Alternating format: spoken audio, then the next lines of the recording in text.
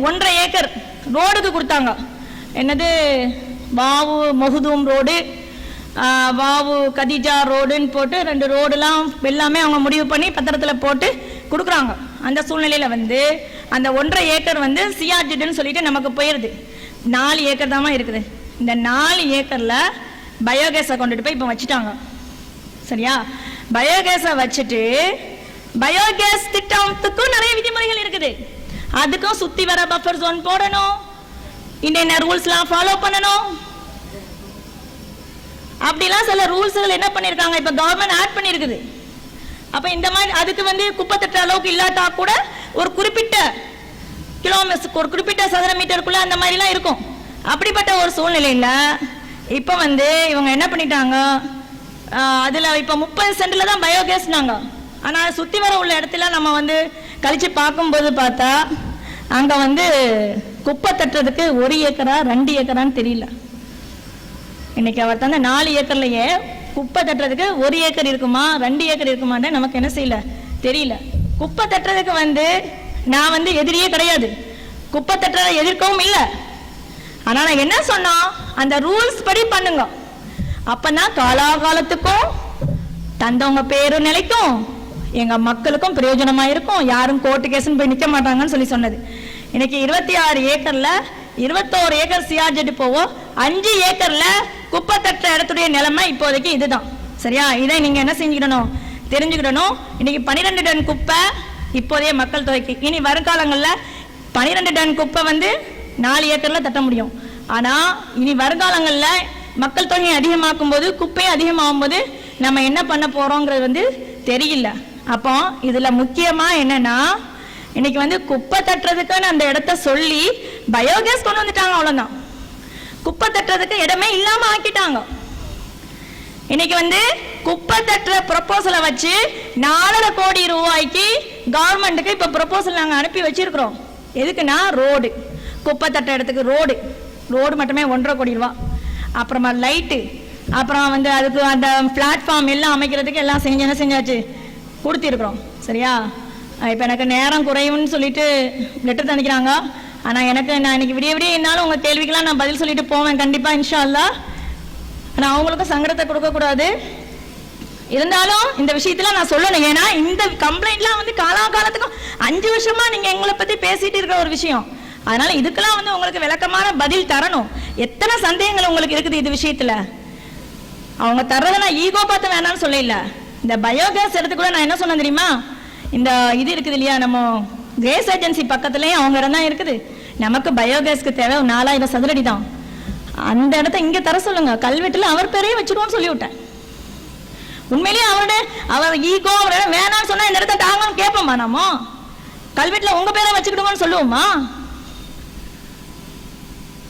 நமக்கு வந்து என்னன்னா, ஒரு திட்டம் வந்து நீண்ட நாளைக்கு உழைக்கணும், மக்களுக்கு பயன் பெறணுங்கிற நோக்கம் தானே தவிர வேற எந்த நோக்கமே கிடையாது. அதே மாதிரி பயோகேஸ்க்கு வந்து நான் தான் எதிர்க்கிறேங்கிறாங்க. பயோகேஸ் திட்டத்தை கொண்டுட்டு வந்தது, அதை கேட்டது அங்க நம்ம சஞ்சய் இவங்கள்ட்ட வந்து அஜய் யாதவ் சாட்ட ஃபைட் பண்ணி இந்த திட்டம் வேணும்னு கொண்டுட்டு வந்தேன். ஏன்னா அந்த திட்டத்துக்கு ப்ரொபோசல் வந்த கொஞ்ச நாள்லயே எங்க ஆபீசர் என்ன பண்ணிட்டாங்கன்னா, அந்த பயோகேஸ்க்கு இடமே இல்லைன்னு ரிப்போர்ட்டை கொடுத்துட்டாங்க. நீங்க இந்த ஒன்னேவும் செய்யுங்க, இந்த பயோகேஸ் திட்டத்தை பத்தி நீங்க முழுமையா, பயோகேஸ் திட்டத்துல என்னுடைய பங்கு என்னங்கிறத நீங்க தெரிஞ்சுக்கணும்னு சொன்னா, இந்த பயோகேஸ் திட்டம் வந்ததுல இருந்து சிஎம்ஏ ஆபீஸ்க்கும் ஆர்டிஎம்ஏ ஆபீஸ்க்கும் என்னுடைய கரஸ்பாண்டன்ட் நடந்துக்கிறீங்களா, லெட்டர் கரஸ்பாண்டன்ட், அதை நீங்க என்ன செய்யுங்க, ஆர்டிஐல கேட்டு பார்த்துக்கிடுங்க. யார் இது வேணான்னு எழுதி கொடுத்தா, யார் வேணும்னு கொண்டு வந்தாங்கிறத நீங்க ஆர்டிஐல கேட்டு வாங்கி நீங்க பார்த்துக்கிடுங்க. இந்த பயோகேஸ் திட்டத்தை பார்க்கறதுக்காக 50,000 ரூபாய் செலவு பண்ணி 3 நாளைக்கு 50,000 ரூபாய் செலவு பண்ணி 12 கவுன்சிலர்ஸ் ஆற்காடுக்கு போனாங்க.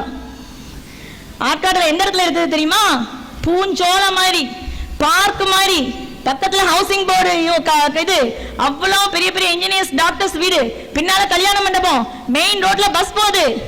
அந்த இடத்துல தாங்க அந்த பயோகேஸ் திட்டம் இருக்குது. அந்த இடத்துல போய் இவங்க பார்த்துட்டு வந்து அங்க உள்ள நோட்ல நல்லா இருக்குதுன்னு எழுதி கையெழுத்தெல்லாம் போட்டுட்டு வந்துட்டு இங்க வந்து இந்த பயோகேஸ் திட்டத்தை அந்த காட்டுக்குள்ள தான் கொண்டு வரணும்னு ஒத்த பிடிவாதம் முடிச்சிட்டாங்க. இதுக்கு நிறைய 4 இடத்தை ஆய்வு பண்ண சொல்லி ஆர்டிஎம்ஏ ஆபீஸ்க்கு லெட்டர் கொடுக்குறேன். இத மாதிரி இன்னும் 4 இடம் இருக்குது. இந்த 278ஓட சேர்த்து மற்ற 4 இடத்தையும் ஆய்வு பண்ணுங்க லெட்டர் கொடுக்கும்போது எங்க ஆர்டிஎம்எஃப்ல என்ன ரிப்போர்ட் தராரு தெரியுமா? 200 சர்வே நம்பர் 278 எவ்வித குடியிருப்பும் இல்லாததால் இந்த இடம் பயோகேஸ்க்கு தேர்வான இடம் எழுதி தராரு. ஏங்க குடியிருப்பு இல்லாத இடத்துல பயோகேஸ் கொண்டு வந்து யாருக்குங்க? நிலத்துக்கா? அங்க லைட் போட்டு எதுக்கு? அங்க ரோடு, லைட்டு, தண்ணி எல்லா ஃபெசிலிட்டிஸும் கொண்டு வரது மக்கள் குடியேற்றம் இல்லாத பகுதிக்கா. இன்னைக்கு அந்த பயோகேஸ் திட்டத்தினால 200 லைட் எளிய வைக்கலாம். அந்த காட்டுக்குள்ள 278 மீட்டர் 20 சர்வே நம்பர்ல அந்த காட்டுக்குள்ள பயோகேஸ் திட்டத்தை கொண்டு வந்து எந்த லைட்டங்க எரிய வைக்கும்? அப்ப இவ என்ன நோக்கத்துக்காக அந்த இடத்தை கொடுத்தாங்க? இன்னைக்கு அவங்க கொடுத்த நோக்கம் குப்பை தட்டுறது இல்ல. குப்பை தட்டுறது வர்றது கஷ்டம் தான் அந்த இடத்துல. இதுக்கு மேல நீங்க என்ன திட்டினாலும் சரி உண்மைதான் பேச முடியும். கூட்டி கழிச்சு பாருங்க, எவ்வளவு இடம் நீங்களே நேர்ல போய் பாருங்க. இப்ப அவங்களுடைய நோக்கம் பயோகேஸ் திட்டம் அங்க வந்துட்டு எல்லா ஃபெசிலிட்டிஸும் அவங்களுக்கு வந்துடும். நாளைக்கு அவங்க லேண்ட் வேல்யூ ஏறிடும். இப்பமே ஏறிட்டு சரியா? அதனால இதுதான் நோக்கம். இதுக்கு தான் ஒரு கவுன்சிலர் சொன்னாரு ஆரம்பத்துல, இந்த 278 சர்வே நம்பரை பார்த்துட்டு இருக்கும்போது மேப்பெல்லாம் வச்சு பார்த்துட்டு இருந்தோம்.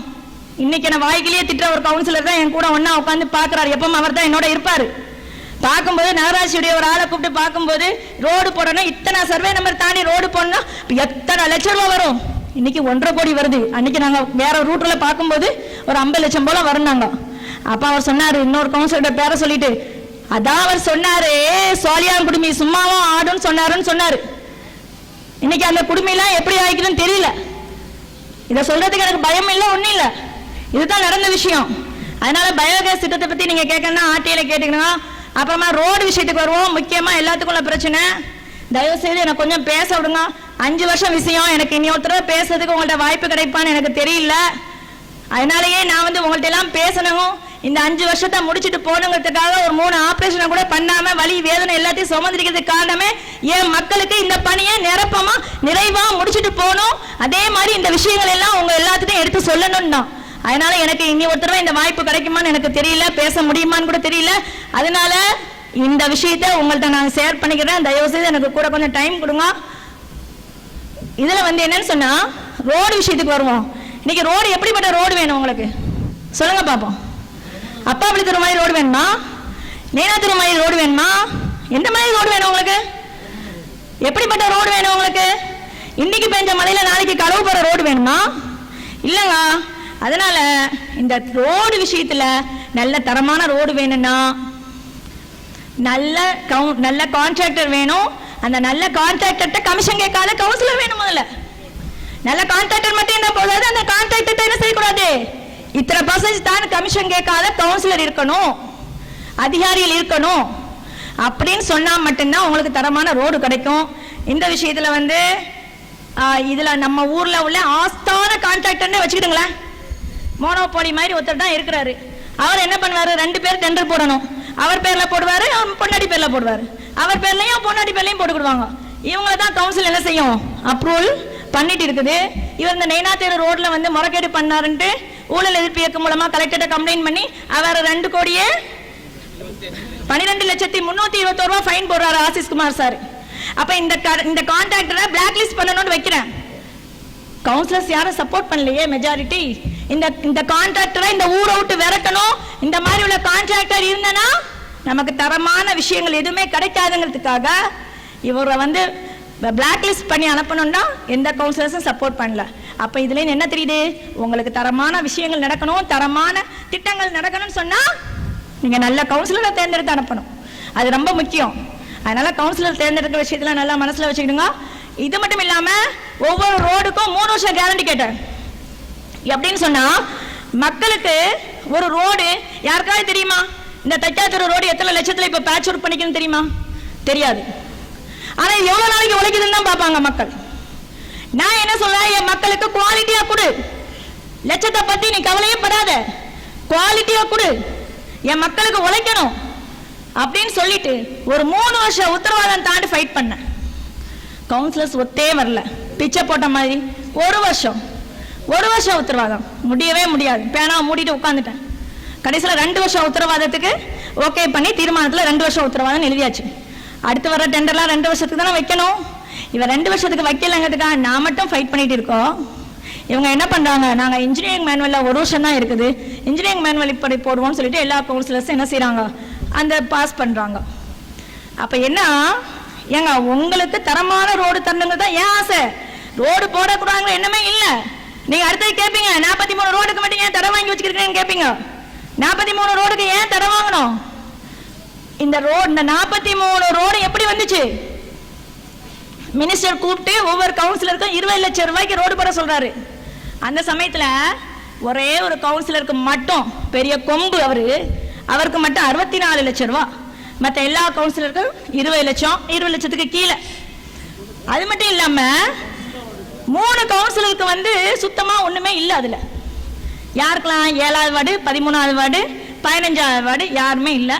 15வது வார்டுக்கு போனா போகுது, சில பேரை திருப்திப்படுத்துறதுக்காக ஒரே ஒரு ரோடு அக்பர் ஷா தெருக்கள் மட்டும் வைக்கப்பட்டிருக்கு. புரியுதா? இன்னைக்கு அவர் வந்து தெருவில் அடி வாங்காத குறை, ஏன்னா அந்த தெருவை மட்டும் வச்சுட்டு உச்சிமாலியமங்கல் தெரு வைக்க இல்லை. அப்ப அந்த மக்கள் என்ன நினைப்பாங்க? ஆனா அவருக்கு சம்பந்தமே இல்லை, அவர் வைக்கவே இல்லை, யாரையோ திருப்திப்படுத்துறதுக்காக எங்க கவுன்சிலர் சேர்த்து வச்சுட்டாங்க.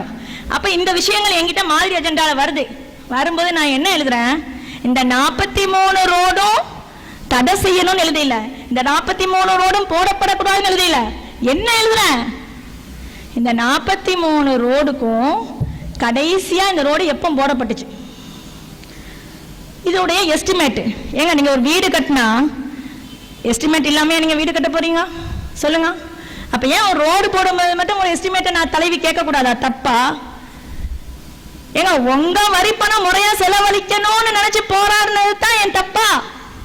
அதுக்குத்தான் எனக்கு இந்த கெட்ட பெயரா இந்த ஊர்ல? அது மட்டும் இல்லாம இந்த 3 கவுன்சிலருடைய ரோட்டையும் சேர்த்து எழுதுங்க. அது மட்டும் இல்லாம சி கஸ்டம்ஸ் ரோடு வைக்கவே இல்லை, சி கஸ்டம்ஸ் ரோடையும் வைங்கன்னு எழுதி கொடுக்குறேன் நோட்டை. என்ன செய்யணும், நான் கேட்ட விஷயங்களை தரணுமா தரக்கூடாதா? அதை விட்டுட்டு கவுன்சிலர்கிட்ட லெட்டர் வருது, இத்தனாம் தேதி மீட்டிங்கு, நீங்க செய்யலைன்னா நாங்க நடத்துவோம் துணைத் தலைவர் தலைமையிலன்ட்டு.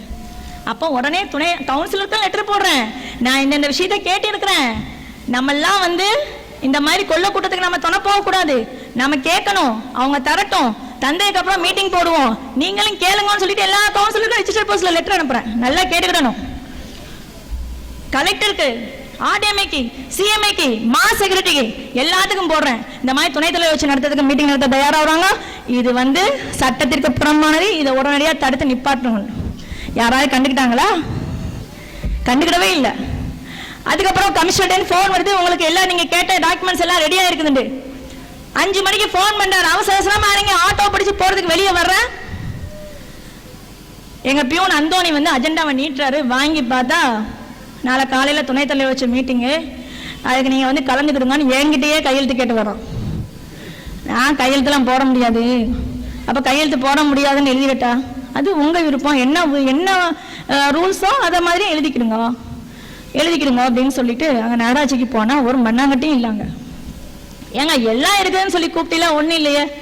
இல்லை, இனிமே தான் ரெடி பண்ணணும். அப்போ இந்த எஸ்டிமேட்லாம் யார் ரெடி பண்ணா? இந்த எஸ்டிமேட்லாம் வச்சு வந்துக்குது, இந்த எஸ்டிமேட்லாம் யார் ரெடி பண்ண? நாங்கள் ரெடி பண்ணல. நீங்கள் ரெடி பண்ணலன்னா நம்ம யார் ரெடி பண்ணது? கவுன்சிலர் ரெடி பண்ணிட்டாங்க. எங்கள் கவுன்சிலர் எல்லாரும் இன்ஜினியராக மாறிட்டாங்க. அவங்க டேப்பை வச்சு தான் அளக்கையில தவிர இவன் அளக்கிறோம் கவுன்சிலர் ரெடி பண்ணிட்டாங்கன்னு சொல்லிட்டு. ஏங்க கவுன்சிலருக்கு எப்படி எஸ்டிமேட் ரெடி பண்ண தெரியும்? இல்லை, ஒரு போலுக்கும் இன்னொரு போலுக்கும் இடையில இத்தனை மீட்ரு, அங்கே ரோட்டில் எத்தனை போலிக்குன்னு பார்த்தேன், என்னென்னலாமோ கதை விட்டான். சரி, அந்த எஸ்டிமேட் ஃபைலை கொண்டுட்டு வாங்க, எஸ்டிமேட் ஃபைலை பார்த்துட்டு பாஸ் பண்ணும். இந்த கோர்ஸ் வேலை நடந்துக்கிட்டு இருக்குது. கவுன்சிலர் மீட்டிங் போடுறாங்க. இன்னைக்கு அதில் உள்ள 3.5 கோடி ரூபாய்க்கு அந்த பேவர் பிளாக் ரோடுகளுக்கு வந்து எஸ்டிமேட் கிடையாது, எதுவுமே இல்லை. ஆனா அவங்க பாஸ் பண்ணுவாங்க, நாங்க உட்காந்து பார்த்துட்டீங்கணுமா? ஏங்க ஒரு தலைவி ஊர்ல இல்ல, 15 நாளைக்கு மேல லீவ் எடுத்துக்கிறா, துணைத் தலைவர் வச்சு நடத்தலாம்னு எழுதி கொடுத்தா மட்டும்தாங்க துணைத் தலைவர் வச்சு நடத்த முடியும். ரெண்டாவது, ஒரு மீட்டிங்கும் இன்னொரு மீட்டிங் இடையில கால அவகாசம் இல்ல, ஒரு பேரிடர் வருது, ஒன்னும் பண்ண முடியலங்கிற சூழ்நிலை இல்ல, தலைவிக்கு கவுன்சிலர் லெட்டர் கொடுப்பாங்க. இந்த சப்ஜெக்ட் ஒத்த சப்ஜெக்ட் வச்சுதான் கொடுக்கணும், ரூல்ஸ் கொடுப்பாங்க. தலைவி என்ன செய்யணும்? அந்த கூட்டத்தை கூட்டணும். தலைவி நான் கூட்ட முடியாதுன்னு எழுத்துல பதில் தந்தா மட்டும்தாங்க கவுன்சிலர் வச்சு கூட்ட முடியும். அப்படிலாம் ரூல்ஸ் இருக்கத்தக்கன துணைத் தலைவர் வச்சு மீட்டிங் போட்டுட்டு நான் என்ன கேட்டேன்? துணைத் தலைவர் வச்சு போட்ட மீட்டிங் சட்டப்படி செல்லுமான்னு நான் கேட்டேன். அதைத்தான் வந்து கோர்ட்டு நிறுத்தி வச்சிருக்குது. இன்னைக்கு நான் சொல்றேன், சட்டப்படி தான் இவங்க துணைத் தலைவர் வச்சு மீட்டிங் நடத்தினா சட்டப்படி இவங்க என்ன செய்யணும், அந்த ஸ்டேயை வக்கேட் பண்றதுக்கு முயற்சி எடுத்திருக்கணும். இவங்க என்ன சொல்றாங்க, இவங்களுக்கு அந்த முயற்சி எடுக்கிறதுக்கு வலிமை இல்லை. இவங்க என்ன சொல்றாங்கன்னா, அந்த அந்த வக்கீல் ஜிபி கவர்மெண்ட் ப்ளீடருக்கு நான் காசு கொடுத்து அந்த வக்கீலை வந்து நான் விலைக்கு வாங்கிக்கிறேன்னா, எங்க வக்கீல வந்து நான் ஆஜராவோட தடுத்துக்கிறேன்னா, எங்க வாய்தா எத்தனை வாய்தா ஆஜராகாம என்ன நடக்குன்னு தெரியாதாங்க? எங்க அந்த கவர்மெண்ட் ப்ளீடருக்கு நான் காசு கொடுத்தனா, சத்தியமா சொல்றேன், எனக்கு இந்த கோர்ட்ல ஸ்டே வாங்கி தந்த அஜ்மல் சாருக்கு இன்னைக்கு வரைக்கும் அவர் 5 நிமிஷம் அட்டன் ஆகிறதுக்கு 75,000 ரூபாய் ஃபீஸ் என்கிட்ட தர்றதை தாங்கொண்டாரு. அப்படி இருந்தும் இந்த நிமிஷம் வரைக்கும் அவருக்கு 25,000 ரூபாய் கூட என்னால கொடுக்க முடியல, கொடுக்க இல்லை. நீங்க யாருனாலும் போன் பண்ணி கேட்டுக்கிடுங்க. இவங்க என்ன செய்யறாங்கன்னா, கவர்மெண்ட் ப்ளீடருக்கே காசு கொடுத்து நான் நிறுத்தணும். எப்படி கதை விடுறாங்க பாருங்களேன். சட்டப்படி நீ வெக்கேட் பண்ணிட்டு போ. ஏன் சேர்மன் வாபஸ் வாங்கணும்? சேர்மன் வாபஸ் வாங்கணும். சேர்மன் என்ன சேலஞ்ச் பண்ணிக்கிறாங்க, துணைத் தலைவர் வச்சு. இன்னைக்கு தமிழ்நாட்டுக்கே இது வந்து ஒரு பாடமா இருந்துட்டு இருக்குது. இன்னைக்கு இதுல நான் வாபஸ் வாங்கினா ஒட்டுமொத்த தமிழ்நாட்டிலையும் இந்த பிரச்சனை எதிரொலிக்கும். இதே மாதிரி ஒரு பிரச்சனை ராம்நாடு மண்டலத்தில் உள்ள ஒரு முனிசிபாலிட்டியில வந்துச்சு. அந்த சேர்மன் என்ன எக்ஸாம்பிளா காட்டிக்கிறாரு, நீங்க இப்படி துணைத் தலைவர் வச்சு மீட்டிங் நடத்தினா நான் காயல்பட்டினம் சேர்மன் மாதிரி ஸ்டே வாங்குவேன் கலெக்டர்கிட்ட போய் சொல்லி இருக்கிறாரு. கலெக்டர்கிட்ட போய் சொன்னதுக்கு அங்க உள்ளவர் கலெக்டருங்க, ராமநாடு மாவட்டத்தில் உள்ளவர் கலெக்டர், நம்மால் மாதிரி கட்ட பஞ்சாயத்து பண்றவர் இல்ல, கலெக்டர். அவரு என்ன பண்ணாரு, அவங்கள கூப்பிட்டாரு. நேர கலெக்டரே என்ன பண்ணிட்டாரு, முனிசிபாலிட்டிக்கு வந்துட்டார். வந்து உறுப்பினர்களையும் தலைவரையும் கூப்பிட்டு வச்சு பேசி, இந்த மீட்டிங் நீங்க நடத்தக்கூடாது, இந்த மைட்டா நடத்தணும், தலைவர் தலைமையில தான் நடத்தணும், அழகு வடிவமா எடுத்து சொல்லிட்டு போன அந்த கலெக்டர் எங்க இந்த மாதிரி மீட்டிங் நடத்துறாங்கன்னு சொல்லிட்டு லெட்டர் போட்டும் செவுடங்கால சங்கு மாதிரி இந்த கலெக்டர் எங்க? அது மட்டும் இல்லாம கவுன்சில் ரெசல்யூஷன் பாஸ் பண்ணிட்டாங்க. அவங்க அந்த ரெசல்யூஷனை கேன்சல் பண்ணுங்க, மறுபடியும் எஸ்டிமேட் எல்லாம் ரெடி பண்ணி தந்து ஏன் தலைமையில மீட்டிங் நடத்துங்க, அந்த கேஸ் அடிபட்டு போயிடும். அந்த ரெசல்யூஷனை கேன்சல் பண்ண சொல்லி அங்க கொடுங்க. அந்த கலெக்டருக்கு அதிகாரம் இருக்குது, கேன்சல் பண்ணுங்க, லெட்டர் போடுறேன். அப்பவும் ஒன்றும் செய்யல. இன்னைக்கு போற வரவட்டெல்லாம் பாடிக்கிட்டு இருக்கிறாரு, உங்க சேர்மன் அப்படி இப்படி இவ்வளவு ஃபண்ட் இருக்குது கேட்கையில கிளிக்கையிலன்ட்டு.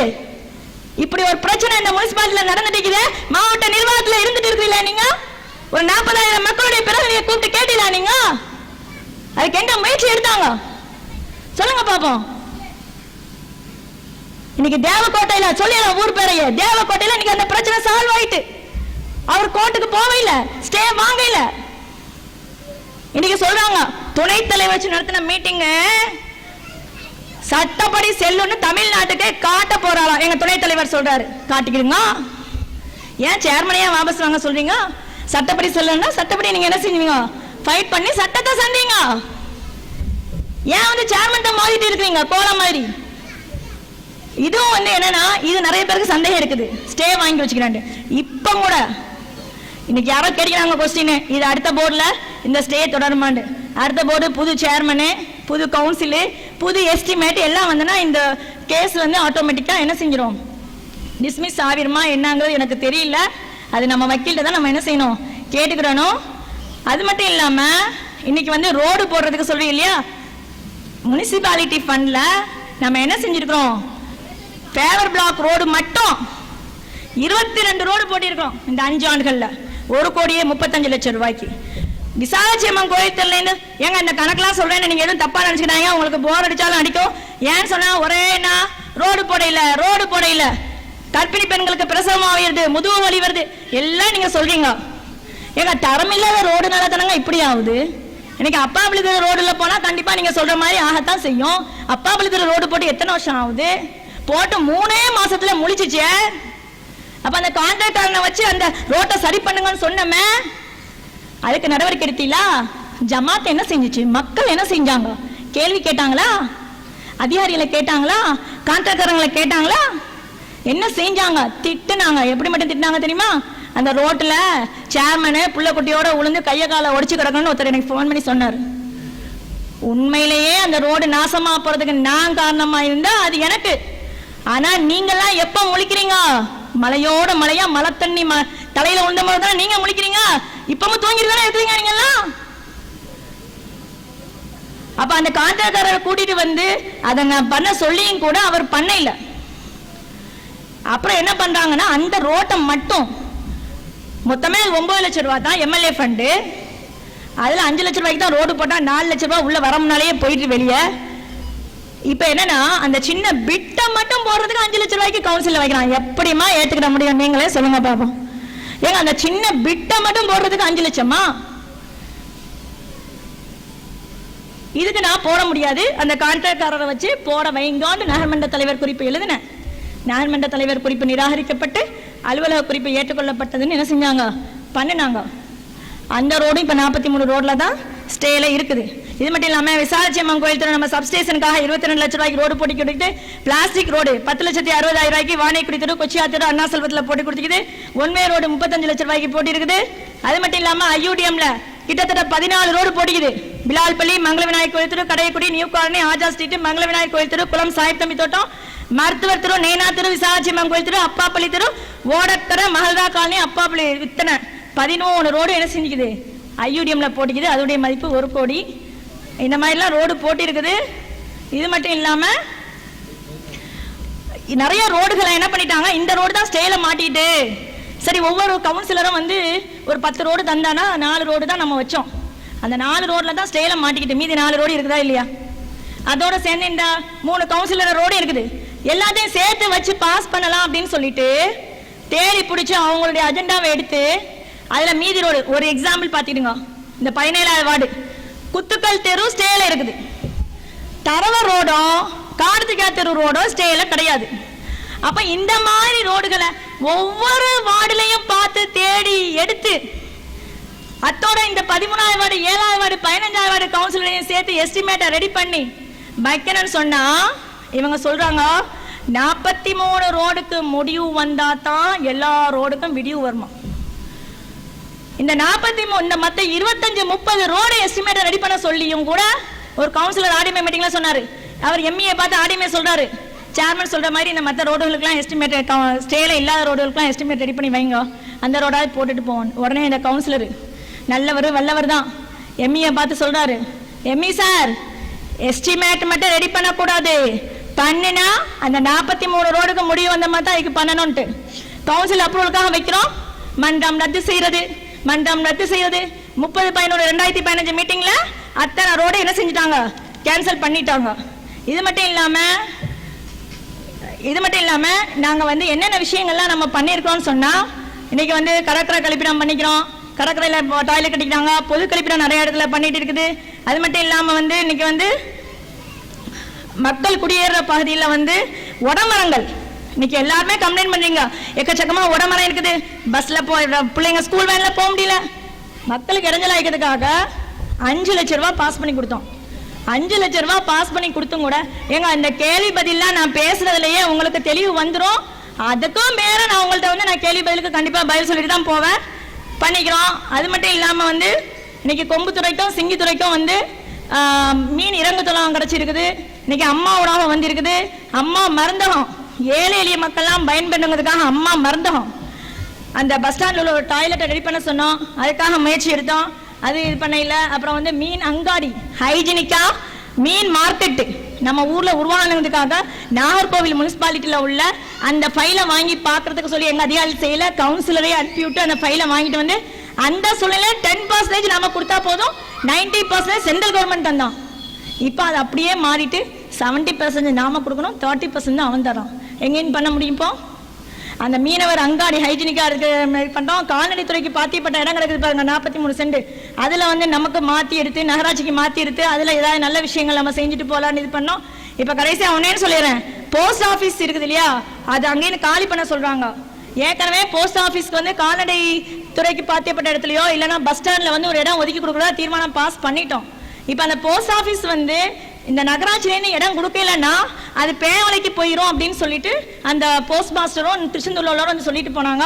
அந்த இடத்த என்ன செய்ய போறோம், நம்ம நகராட்சிக்கு பாத்தியப்பட்ட அந்த சைக்கிள் ஸ்டாண்ட் இடத்த வந்து பில்டிங் கட்டி கொடுக்கறதா வந்து பில்டிங் கட்டுறதுக்கு டெண்டர் வச்சோம், எஸ்டிமேட் ரெடி பண்ண சொன்னா பண்ண இல்லை. இங்க ஒருத்தவங்க கேட்டிக்கிறாங்க, அந்த பிரிட்ஜு அந்த தலவாணி முத்து வீட்டு பக்கத்துல அந்த பூந்தோட்டத்தில் உள்ள பிரிட்ஜு, அந்த பிரிட்ஜ் என்ன செய்யல இது வரைக்கும் ரெடி பண்ண இல்லை, டெண்டர் விட்டு கூட யாருமே எடுக்கல. அதனால அது அப்படியே கிடக்குது. அடுத்த மழை சீசனில் வந்து அது கண்டிப்பாக என்ன செய்யும் இது பண்ணோம்.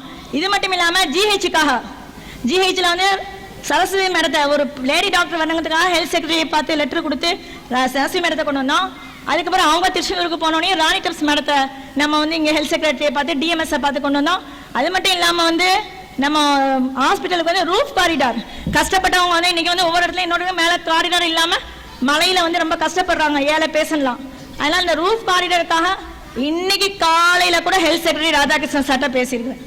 அது மட்டும் இல்லாமல் நீங்கள் எல்லாம் கம்ப்ளைண்ட் வைக்கிறாங்க இல்லையா, ஆரம்ப சுகாதார நிலையம் கோமான்புதூரில் ஏதோ கண் துடைப்பு நடந்துட்டு, அந்த ஆரம்ப சுகாதார நிலையத்துக்காக என்ஆர்ஹெச்எம் சொல்லக்கூடிய நேஷனல் ரூரல் ஹெல்த் மிஷன், இந்த பக்கம் டிஎம்எஸ் ஆஃபீஸ், இங்கே என்ஆர்ஹெச்எம், இங்கே டிஎம்எஸ் உட்காந்துட்டு இருப்பேன், இவர் மீட்டிங்கில் இருப்பார், அதுக்குள்ளே என்ஆர்ஹெச்எம் போய் பார்த்துருவேன்னு ஓடுவேன்.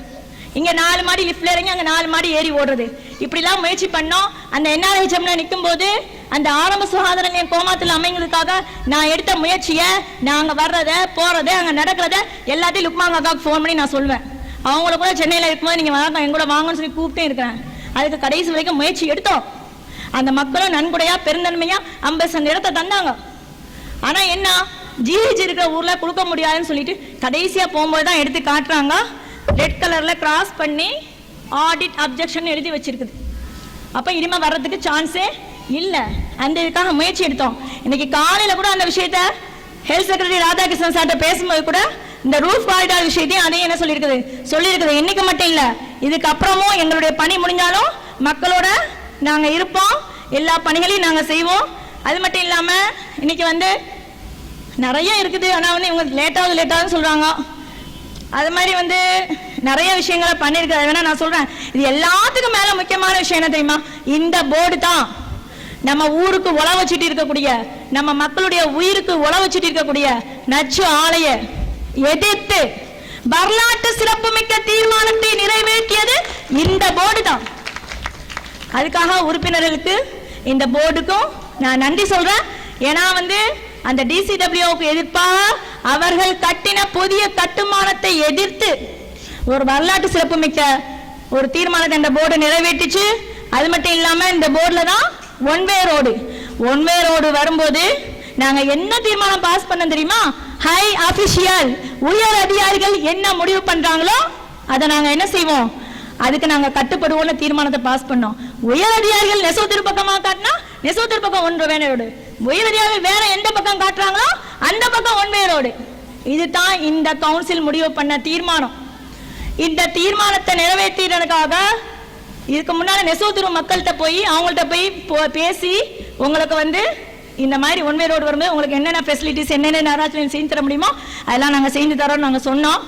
ஏன்னா அதே மாதிரி வந்து கேடிஎம் துரு ஜமாத்தில் வந்து தாயமொழி ஜமாத்தில் நம்ம மேலே தப்பான அபிப்பிராயம் வச்சுருந்தாங்க. அவங்களும் கூப்பிட்டு எனக்கு கேளுங்கன்னு சொன்னோம். கூப்பிட்டு கேட்டாங்க, அவங்கள்ட்ட நம்ம பேசணும். அதனால வந்து இந்த கவுன்சிலில் வந்து ஒன் வே ரோடு வந்துக்குது. வாட்டர் ப்ராஜெக்ட் 30 கோடிக்கு நமக்கு நடந்துட்டு இருக்குது. அது மட்டும் இல்லாமல் இந்த பைபாஸ் ரோடு 3 கோடி ரூபாய்க்கு போட்டப்பட்டதெல்லாம் இந்த போர்டில் தான். அது மட்டும் இல்லாமல் வந்து இன்னும் நிறைய விஷயங்கள் எக்கச்சக்கமாக இருக்குது. ஆனால் எனக்கு சொல்ல முடியல, இவங்க டைம்னால முக்கியமான விஷயத்த சொல்லாமல் போயிடுவோமாங்கிறதுக்காக நான் ஸ்டார்ட் பண்ணிட்டேன். அது மட்டும் இல்லாமல் இந்த ஊரில் சாராய விற்பனை பண்ணிட்டு இருந்தவங்க, சாராய விற்பனை ஒருத்தன் வீட்டில் வச்சு பண்ணிட்டு இருக்கிறான்னு தெரியுது. எந்த ஜமாத்து எந்த அமைப்பு யாராவது ஆர்ப்பாட்டம் பண்ணாங்களா, போராட்டம் பண்ணாங்களா? அவனை கண்டிச்சு ஒரு 4 நோசி தச்சால ஊண்டாலும் ஆண்டாலும் தலைவியை கண்டிச்சு மட்டும் ஆர்ப்பாட்டம் போராட்டம் எல்லாம் பண்ணுவாங்க. ஆனால் அந்த கடல் அட்டை இந்த சாராயம் பண்ணா நம்ம பீச்சில் கடல் அட்டை கடத்தினாங்க. இன்னைக்கு சாராயம் கடத்தினோன்னே என் மகன் 5 வயசு பிள்ளைய கையில் பிடிச்சிட்டு போய் தான் என்ன பண்ண டிஜிபி ஆஃபீஸில் கம்ப்ளைண்ட் கொடுத்தேன். அதே மாதிரி இந்த கடல் அட்டைக்கு வந்து ஏடிஜிபி சைலேந்திர பாபுட்ட கம்ப்ளைண்ட் கொடுத்தோம்.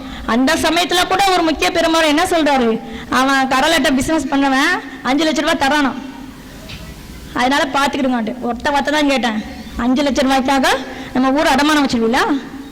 ஏங்க இந்த ஊருடைய தலைவியா நான் இருக்கிற வரைக்கும் இந்த ஊருடைய மக்கள் என்னுடைய அமானிதம். இந்த ஊருக்கும் இந்த ஊர் மக்களுக்கும் அவங்களுடைய பாதுகாப்பு பொறுப்புன்னா அப்படின்னு சொல்லிட்டு ஒரே வாரத்துல அந்த கடல் அட்டை கடத்திட்டு இங்க 10 போட்டை போட்டு பண்ணிட்டு ஓட ஓட விரட்டி அடிச்சோம். அதுக்காக எத்தனை மிரட்டல், எத்தனை போன்ல கொலை மிரட்டல். வீட்டுக்கு வந்தாங்க 2 பேரு. இன்னைக்கு இந்த மக்களுக்காக உயிரையும் பொருட்படுத்தாம இந்த மக்களை பாதுகாக்கணும், என்னுடைய மாணவ செல்வங்களை பாதுகாக்கணும், அவங்க வழிகேட்டில் போயிடக்கூடாது, அதுக்கு இதெல்லாம் ஒரு காரணமா அமைஞ்சிடக்கூடாதுங்கிறதுக்காக உயிரையே துச்சமா மதிச்சு இந்த மக்களுக்காக இந்த மாதிரி விஷயங்கள்ல நடவடிக்கை எடுத்து இன்னைக்கு அவங்க எல்லாம் வந்து கொஞ்சம் ஓரளவுக்கு அடங்கி இருக்கிறாங்க. சரியா? இந்த மாதிரி விஷயத்திலே நம்ம ஃபைட் பண்ணியிருக்கிறோம். அது மாதிரி வந்து கவுன்சில் மீட்டிங்கை வெளிப்படையாக கொண்டு வந்தோம், வீடியோ ரெக்கார்ட் பண்ண கொண்டு வந்தோம், மக்கள் குறைத்தீர்க்கும் கூட்டம். இப்போ கூட ஒருத்தவங்க கொஸ்டின் கேட்கிறாங்க, மக்கள் குறைத்தீர்க்கும் கூட்டம் வைக்க தான் செஞ்சோம். மாசத்துக்கு ஒரு தடவை கடைசி புதன்கிழமை ஃபர்ஸ்ட் மீட்டிங்ல மட்டும் எல்லா கவுன்சிலர்ஸும் வந்து இருந்தாங்க, எல்லா அதிகாரிகளும் டேபிள் போட்டு உட்காந்துருந்தாங்க, மக்கள்லாம் வந்தாங்க, சொன்னாங்க. ஒரு நம்பிக்கை பூத்துச்சு மனசுல. சரி, இனிமே நம்ம ஊர்ல எந்த பிரச்சனையுமே இருக்காதுன்னு சொல்லிட்டு 3 மீட்டிங் தாங்க நடந்துச்சு. அதுக்கும் முழுக்கு போட வச்சுட்டாங்க. அது மட்டும் இல்லாம ஈட்டென்ற முறையை அறிமுகப்படுத்தினது, ஏழை விஷயத்துல எதனால முன்னறிவிப்பு பண்ணணும்னு சொன்னது, லஞ்சம் கேட்டா நோட்டீஸ் அடிச்சு கொடுத்து. இன்னைக்கு கூட ஒருத்தர் வாட்ஸ்அப்ல கேட்கிறாரு, லஞ்சம் கேட்டா நோட்டீஸ் அடிச்சு கொடுத்தல, எத்தனை கம்ப்ளைண்ட் வந்துச்சு, எத்தனை பேர் வந்து நடவடிக்கை எடுத்தீங்கன்னு கேட்கறாங்க. ஒரு கம்ப்ளைண்ட் கூட வரலங்க. உண்மையிலேயே லஞ்சம் வாங்கினா கம்ப்ளைண்ட் பண்ணுங்க என்கிட்டன்னு சொல்லி என் பிரைவேட் நம்பர் எல்லாம் கொடுத்து பண்ணியும் கூட ஒருத்தவங்க கூட என்ன செய்யல, கம்ப்ளைண்ட் பண்ணவே இல்லை. இன்னைக்கு சாலிகாக்கா சொன்ன மாதிரி இன்னைக்கு நம்ம வந்து பொது சிவில் சட்டத்துக்கு எதிர்த்து சரியத் சட்டத்தை உயிரினும் மேலா மதிச்சு நாம என்ன செய்யறோம், ஆர்ப்பாட்டம் பண்றோம், போராட்டம் பண்றோம், கையெழுத்து வாங்குறோம், எல்லாம் செய்யறோம். இன்னைக்கு சொன்னாங்க இல்லையா, குர்ஆன் ஆயத்துல இருந்து தானே சொன்னாங்க லஞ்சம் வாங்கக்கூடாதுன்னு. அல்லாஹ் சொல்லிக்கிறது எதுல சொல்லியிருக்கான்? குர்ஆன்ல தானங்க சொல்லியிருக்கிறான். அது நம்ம உயிரின் மேலான சட்டம் இல்லையா? அப்ப அந்த சட்டத்தை அமல்படுத்துறதுக்கு நம்ம என்ன செய்யணும்? ஒட்டுமொத்தமா சேர்ந்து போராடணும் இல்லையா? இதே மாதிரி லஞ்சத்துக்கு எதிராக அல்லாஹ் குர்ஆனிலே வெறுத்த இந்த லஞ்சத்திற்கு எதிராக நாம என்ன செய்யணும்? இந்த ஊர்ல களம் இறங்கணும். எல்லா மக்களும் ஒன்று சேர்ந்து களம் இறங்கணும். லஞ்சத்தை ஒழிப்பதற்கான ஒரு முயற்சியை எடுத்து வைக்கணும். அல்லாஹ் வெறுத்த ஒன்று இஸ்லாம், ஈமான், தக்வா எல்லாம் இருக்குது நம்மள்கிட்ட. ஆனா அல்லாஹ்வும் நபியும் வெறுத்த இந்த லஞ்சத்தை நாம என்ன செய்யறோம்? ஆகுமானதா நினைச்சு நம்ம பேசிட்டு இருக்கோம். இதுல வேற ஒருத்தர் பேசுறாரு, அந்த காலத்துல பொருளா கொடுத்தாங்களாம், இந்த காலத்துல பணமா கொடுக்குறாங்களாம். நான் கேக்குறேன், எந்த வகையில கொடுத்தாலும் லஞ்சம் லஞ்சம் தான். அதை நாம ஏன் ஒழிக்கிறதுக்கு வந்து முன்வரக்கூடாது அப்படிங்கறதுதான் இது. கண்டிப்பா வந்து இந்த மாதிரி உள்ள விஷயங்கள்ல வந்து இது பண்ணணும். அது மட்டும் இல்லாம நான் சேர்மன் ஆன உடனே மக்கள் மன்றத்துல மக்கள் குரல் ஒழிக்கணுங்கிறதுக்காக மக்கள் பிரதிநிதிகளையும் இந்த ஊர்ல உள்ள பொதுநல அமைப்புகளை, புறநகர் மக்களை எல்லாத்தையும் கூப்பிட்டு மீட்டிங் போனேன். ஃபர்ஸ்ட் மீட்டிங் எங்க ஸ்கூல்ல நடந்துச்சுங்க. அப்ப எல்லாரும் அவங்கவுங்க வார்டுல என்னென்ன கம்ப்ளைண்ட் இருக்குது எல்லாம் சொன்னாங்க. அதெல்லாம் ஆய்வு பண்ணி வர்ற மீட்டிங்ல நம்ம வைப்போம் அப்படின்னு சொல்லிட்டு. அதுக்கு வந்து 3 கவுன்சிலர் தான் வந்தாங்க. ஒரு மீடியா வச்சுக்கிற கவுன்சிலர் என்ன பண்ணிட்டாரு, கேமரா வச்சுட்டு வாசலே நின்றாரு. நீ உள்ள வந்துக்கிறியா, நீ கவுன்சிலரா வந்துக்கிறியா, மீடியா? இல்லை, நான் மீடியாவை தான் வந்துக்கிறேன். சரி, வாசலில் நின்றே ஃபோட்டோ எடுத்துகிட்டு போயிட்டார். சரியா? அப்போ அந்த மாதிரி உள்ள விஷயங்கள்ல வந்து சப்போர்ட் இல்லை. இன்னைக்கு அடுத்த ரெட் ஸ்டார்ல வச்சோம், பிரச்சனை வந்துச்சு. இந்த மாதிரி விஷயங்கள் எல்லாம் மக்கள் சப்போர்ட் பண்ணாங்கன்னு சொன்னா எத்தனையோ இந்த 5 வருஷத்துல எத்தனையோ விஷயங்களை நம்ம என்ன செஞ்சுக்கலாம், சாதிச்சிருக்க முடியும். ஆனா அந்த மாதிரி உள்ள கவுன்சிலர் தான் என்ன பண்ணாருன்னா, தன்னுடைய வெப்சைட் மூலமா வந்து நகராட்சியில நடக்கிற விஷயத்தை உலகம் ஃபுல்லா காட்டணுங்கிறதுக்காக நகராட்சியில அனுமதி கேட்டு நகர்மன்றத்துல தீர்மானமா வைக்கிறாரு. அது மட்டும் இல்லாம அந்த இணையதள வசதியும் வெப்சைட் இன்டர்நெட் வசதியும் பண்ணித்தரவங்க கோரிக்கை வைக்கிறாரு. இந்த மாதிரி வச்ச கவுன்சிலர்லாம் இன்னைக்கு என்ன பேசுறாங்க தெரியுமா? தவறுகளுக்கு தட்டி கேட்கும்போது என்னோட துணை இருந்தவங்க தான் இன்னைக்கு என்ன சொல்றாங்க, ஏட்டு சுரைக்கா கறிக்கு உதவாதுங்கிறாங்க. ரொம்ப வேதனையா இருக்குதுங்க. ஏட்டு சுரைக்கா கறி இருக்கா, சட்டம்னா சட்டப்பைக்குள்ளையா, சட்டான்னு பேசினா ஒண்ணுமே செய்ய முடியாது அப்படிலாம் என்ன செய்யறாங்க, நெகட்டிவா பேசிட்டு இருக்கிறாங்க. ஆனா ஒன்னே சொல்றேன், நகராட்சியில ஒண்ணுமே நடக்கல. நகராட்சியை இழுத்து பூட்டுங்க, நகராட்சியை கலைங்க. இதான் ஒவ்வொரு மீட்டிங்லயும் கவுன்சிலர் எல்லாம் வீரவசனம் பேசுவாங்க. ஒண்ணுமே நடக்காத நகராட்சியில உனக்கு என்ன வேலை? ஏன் 24 மணி நேரம் நீ அங்க போய் கிடக்குற? கேட்கணும், கேள்வியை கேளுங்க. நீங்களா 24 மணி நேரமும் உனக்கு நகராட்சியில என்ன வேலை? நீ ஏன் அங்க போய் இருக்கிற? ஒரு மஞ்ச பையை தூக்கிக்கிட்டு அந்த ரூம்லயும் இந்த ரூம்லயும் உட்காந்துக்கிட்டு அந்த அதிகாரியை பார்த்துட்டு இந்த இதுல கில்லாடி கவுன்சிலர் என்ன பண்ணுவாங்க தெரியுமா? நகராட்சி ஓஞ்ச நேரம் பார்த்து 6:30 மணிக்கு மேல ஃபைலோட வருவாங்க, அவங்க வேலையை முடிச்சுட்டு போவாங்க தெரியுமா? அதனால நீங்க எல்லாம் கேட்கணும், 5 வருஷத்துல ஒண்ணுமே நடக்காத நாரஜில உனக்கு என்ன வேலைப்பா? அதான் டெய்லி என்ன வேலைப்பா? யாருக்குப்பா நீ இப்ப எங்க வேலை பாக்குறா? நாங்க தானப்பா தேர்ந்தெடுத்த மக்கள். நீ யாருக்கு போய் எங்க வேலை பாக்குறா? ஒண்ணு ஊர்ல ஒரு மண்ணு நடக்க இல்ல, நீ நகராட்சியில போய் என்ன குப்பை கொட்டிருக்க? நீங்க கேளுங்க அவங்கள பார்த்து.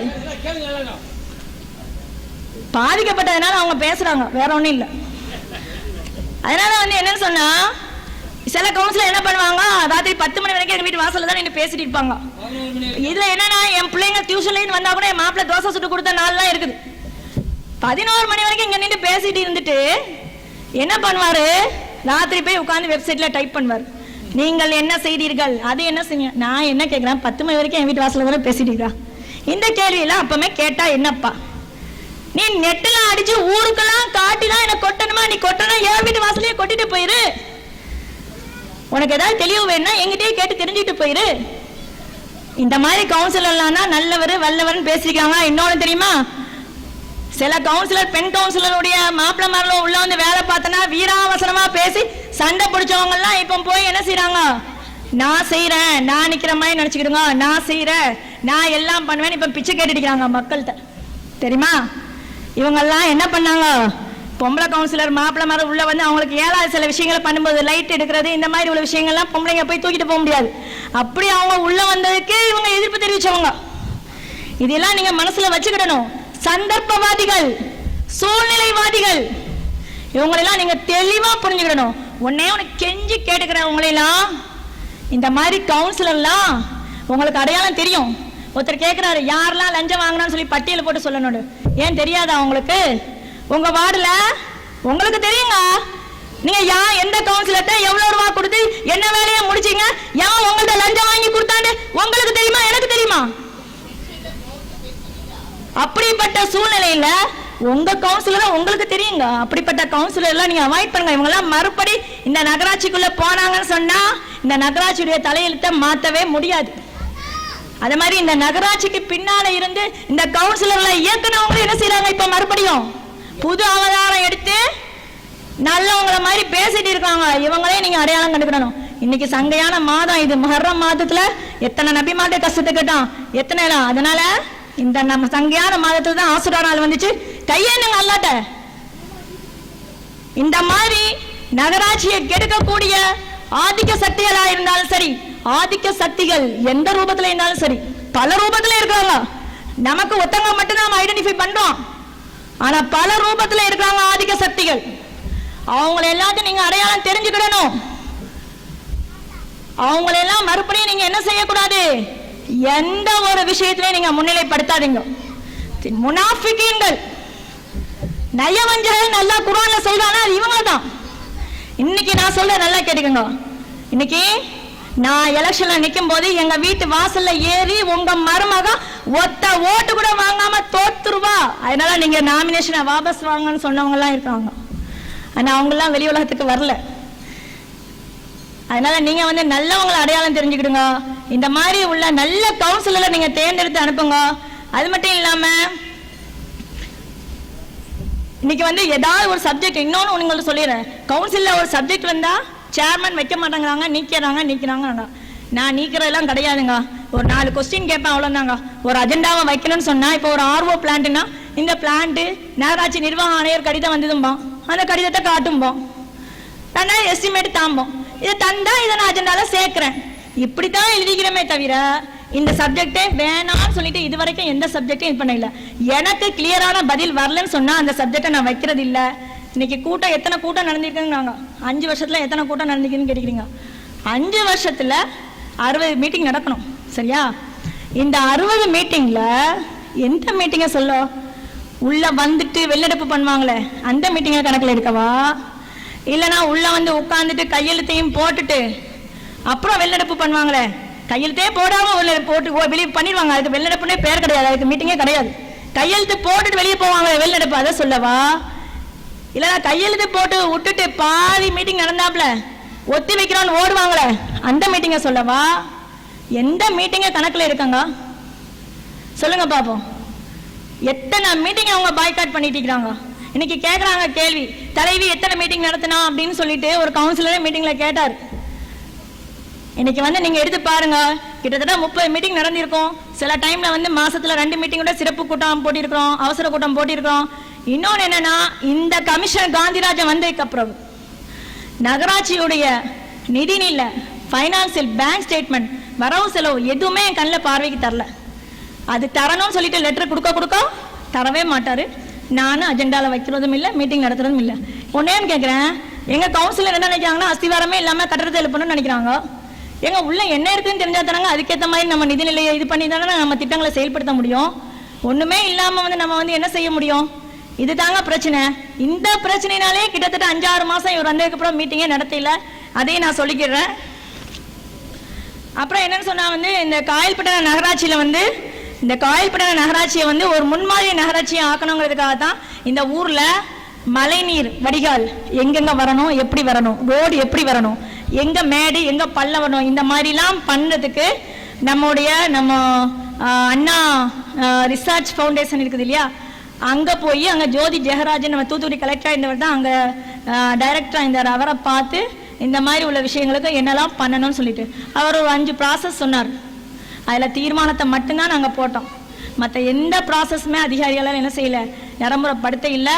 கடைசியாக 25/11/2014 கூட காயல்பட்டணம் நகராட்சி முழுவதும் மழைநீர் தேங்காவண்ணம் மழைநீர் வடிகால் தயாரிக்க ஒப்பந்த புள்ளிகள் கோர ஆய்வு செய்து ஒப்பந்த புள்ளிகள் கோர மன்றம் தீர்மானம் பண்ணியிருக்குது. அதுவும் நடக்க இல்லை. இந்த மாதிரி இன்னைக்கு வந்து அந்த தீர்மானத்தில் ட்ரைனேஜ் பாஸ் பண்ணியிருந்தேன்னா நம்ம ஊரில் மழை தண்ணியே தேங்காத ஒரு சூழ்நிலை ஏற்பட்டிருக்கும். அது மட்டும் இல்லாமல் வந்து நகராட்சியினுடைய பல பகுதியில் சமுதாய கூடம் இன்னைக்கு ஒரு கல்யாணம் காட்சி நடத்தினாலும் சரி, எதுனாலும் சரி, வசதியே இல்லாதவங்க என்ன பண்றாங்க, ரோட் அடைச்சு தான் பந்தல் போடுறாங்க. ஏழை எளிய மக்களை கேட்டே பார்க்கல. எல்லாருக்குமா பெரிய பெரிய கல்யாண மண்டபம் கிடக்குது. அதனால ஒரு 4 சமுதாய கூடம் கட்டி போட்டோன்னா மக்களுக்கு உதவியா இருக்குன்னு சொல்லிட்டு பாஸ் பண்ணோம்.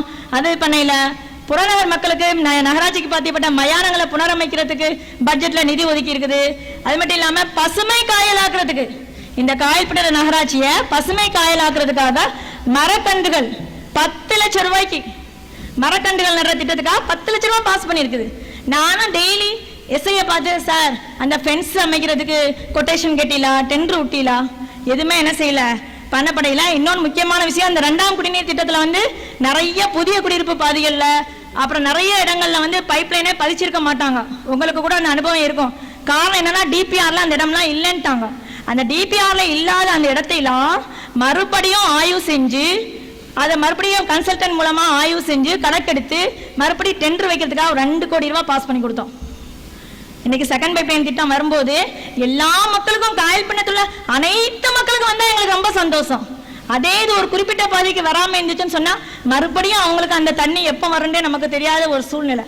அதனால நம்ம இருக்கிறதோடய இதை முடிவு பண்ணிட்டு போனதுக்காக 2 கோடி ரூபாய்க்கு பட்ஜெட்ல பாஸ் பண்ணி கொடுத்திருக்குது. இதையும் நீங்க மனசுல வச்சுக்கிடணும். அடுத்து வரக்கூடிய போர்டில் இதெல்லாம் நீங்க ஃபாலோ பண்ணணும்.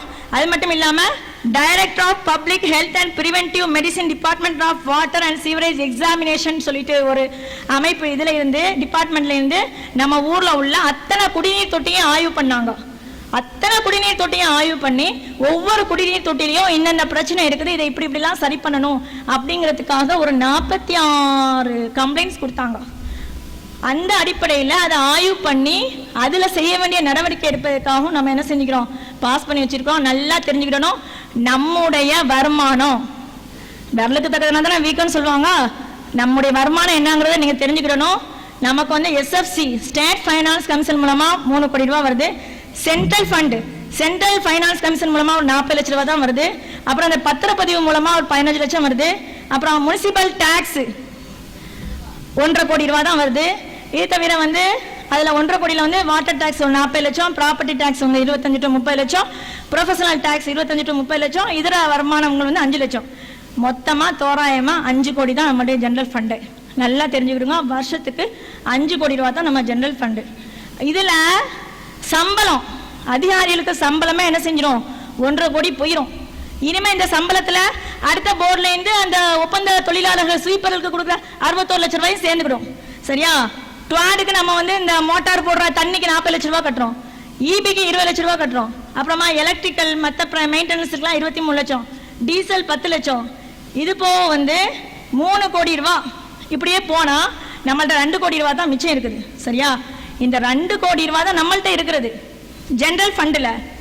இதுல நம்ம 5 வருஷத்துக்கு சேர்த்தா கூட நம்மளுக்கு ஜெனரல் ஃபண்ட் எவ்வளவு இருக்கணும்? 10 கோடி தான் இருக்கணும். இந்த 10 கோடியில நம்ம இவ்வளோ விஷயங்கள் நம்ம பண்ணியிருக்கிறோம். சரியா? இந்த 10 கோடி ரூபாயில இவ்வளோ விஷயங்கள் பணிகள் என்ன செய்யப்பட்டிருக்குது? செய்யப்பட்டு இருக்குது. அதையும் நீங்க என்ன செஞ்சணும்? தெரிஞ்சுக்கணும். திட்டப்பணிக்காக வந்த எந்த பைசாவும் திரும்பி போவையில்லை. அந்த மாதிரி ஒரு பொருளியை கிளப்புறாங்க. திட்டப்பணிக்காக வந்த இன்னைக்கு வந்து வாட்டர் ப்ராஜெக்ட் வந்த காசு அப்படியே தான் இருக்குது. அதே மாதிரி வந்து நம்ம ஆஃபீஸ் பில்டிங் வந்தது, பயோகேஸ்க்கு வந்த திட்டம் எல்லாமே அப்படியே தான் இருக்குது. எந்த பைசாவும் திரும்பி போவையில்லை. சரியா? இதெல்லாம் வந்து என்ன செய்யறாங்கன்னா திரும்பி போயிட்டு என்ன செஞ்சுட்டாங்க சொல்லிட்டு இருக்காங்க. இன்னொன்னு நினைச்சிருங்க, இவங்க சொல்ற கோடிகள்லாம் வந்து எல்லா கோடியும் சேர்த்து சொல்றாங்க. சரியா? அதுல வந்து இந்த திட்டங்கள் எல்லாம் செஞ்சிடணும், நம்ம கழிச்சிடணும். இது மட்டும் இல்லாம இன்னைக்கு வந்து 2001 to 2006 நகர்மன்றத்தில் எவ்வளவு செலவு பண்ணப்பட்டிருக்குது, 2006 to 2011 நகர்மன்றத்தில் எவ்வளவு செலவுப்பட்டிருக்குது, 2011 to 2016 நகர்மன்றத்தில் எவ்வளவு செலவுப்பட்டிருக்கிறது, நீங்க கண்டிப்பா என்ன செய்யணும்? கணக்கிட்டு பார்க்கணும். எத்தனை கோடிக்கு எத்தனை லட்சம் ரூபாய்க்கு இந்த நகராட்சியில வந்து வேலைகள் நடந்துகிட்டு இருக்குதுங்கிற என்ன செய்யணும்? நீங்க என்ன செய்யணும்? கவனிச்சு பார்க்கணும். அது மட்டும் இல்லாம இந்த அவார்டு வந்து இன்னைக்கு வந்து நம்மளுடைய இந்த மெகா அமைப்பின் மூலமா இந்த அவார்டு தந்திருக்கிறாங்க. இந்த அவார்டு வந்து இவங்க வந்து என்ன மூலமா சொன்னாங்க, உங்க பேர்ல வந்து ஒரு இதெல்லாம் வைக்கிறோம். அந்த அளவுக்கு பெருமைக்குரியவ இல்லைன்னா எல்லா பெருமையும் அல்லாவுக்கு. ஆனா என்னுடைய இந்த அவார்டு நான் வாங்கும்போது என்னுடைய என்னன்னு சொன்னா, இந்த வந்து லஞ்சம் ஊழலுக்கு அப்பாற்பட்ட ஒரு நேர்மையான ஒரு தூய்மையான நகராட்சியை என்னுடைய மக்கள், என் ஊர் மக்கள் இதை முன்னெடுத்து போய் இதை வரக்கூடிய காலங்கள்ல இந்த மாற்றத்தை உருவாக்கி காட்டினாதான் இந்த அவார்டுக்கு நான் பெருமையா நினைக்கிறேன்.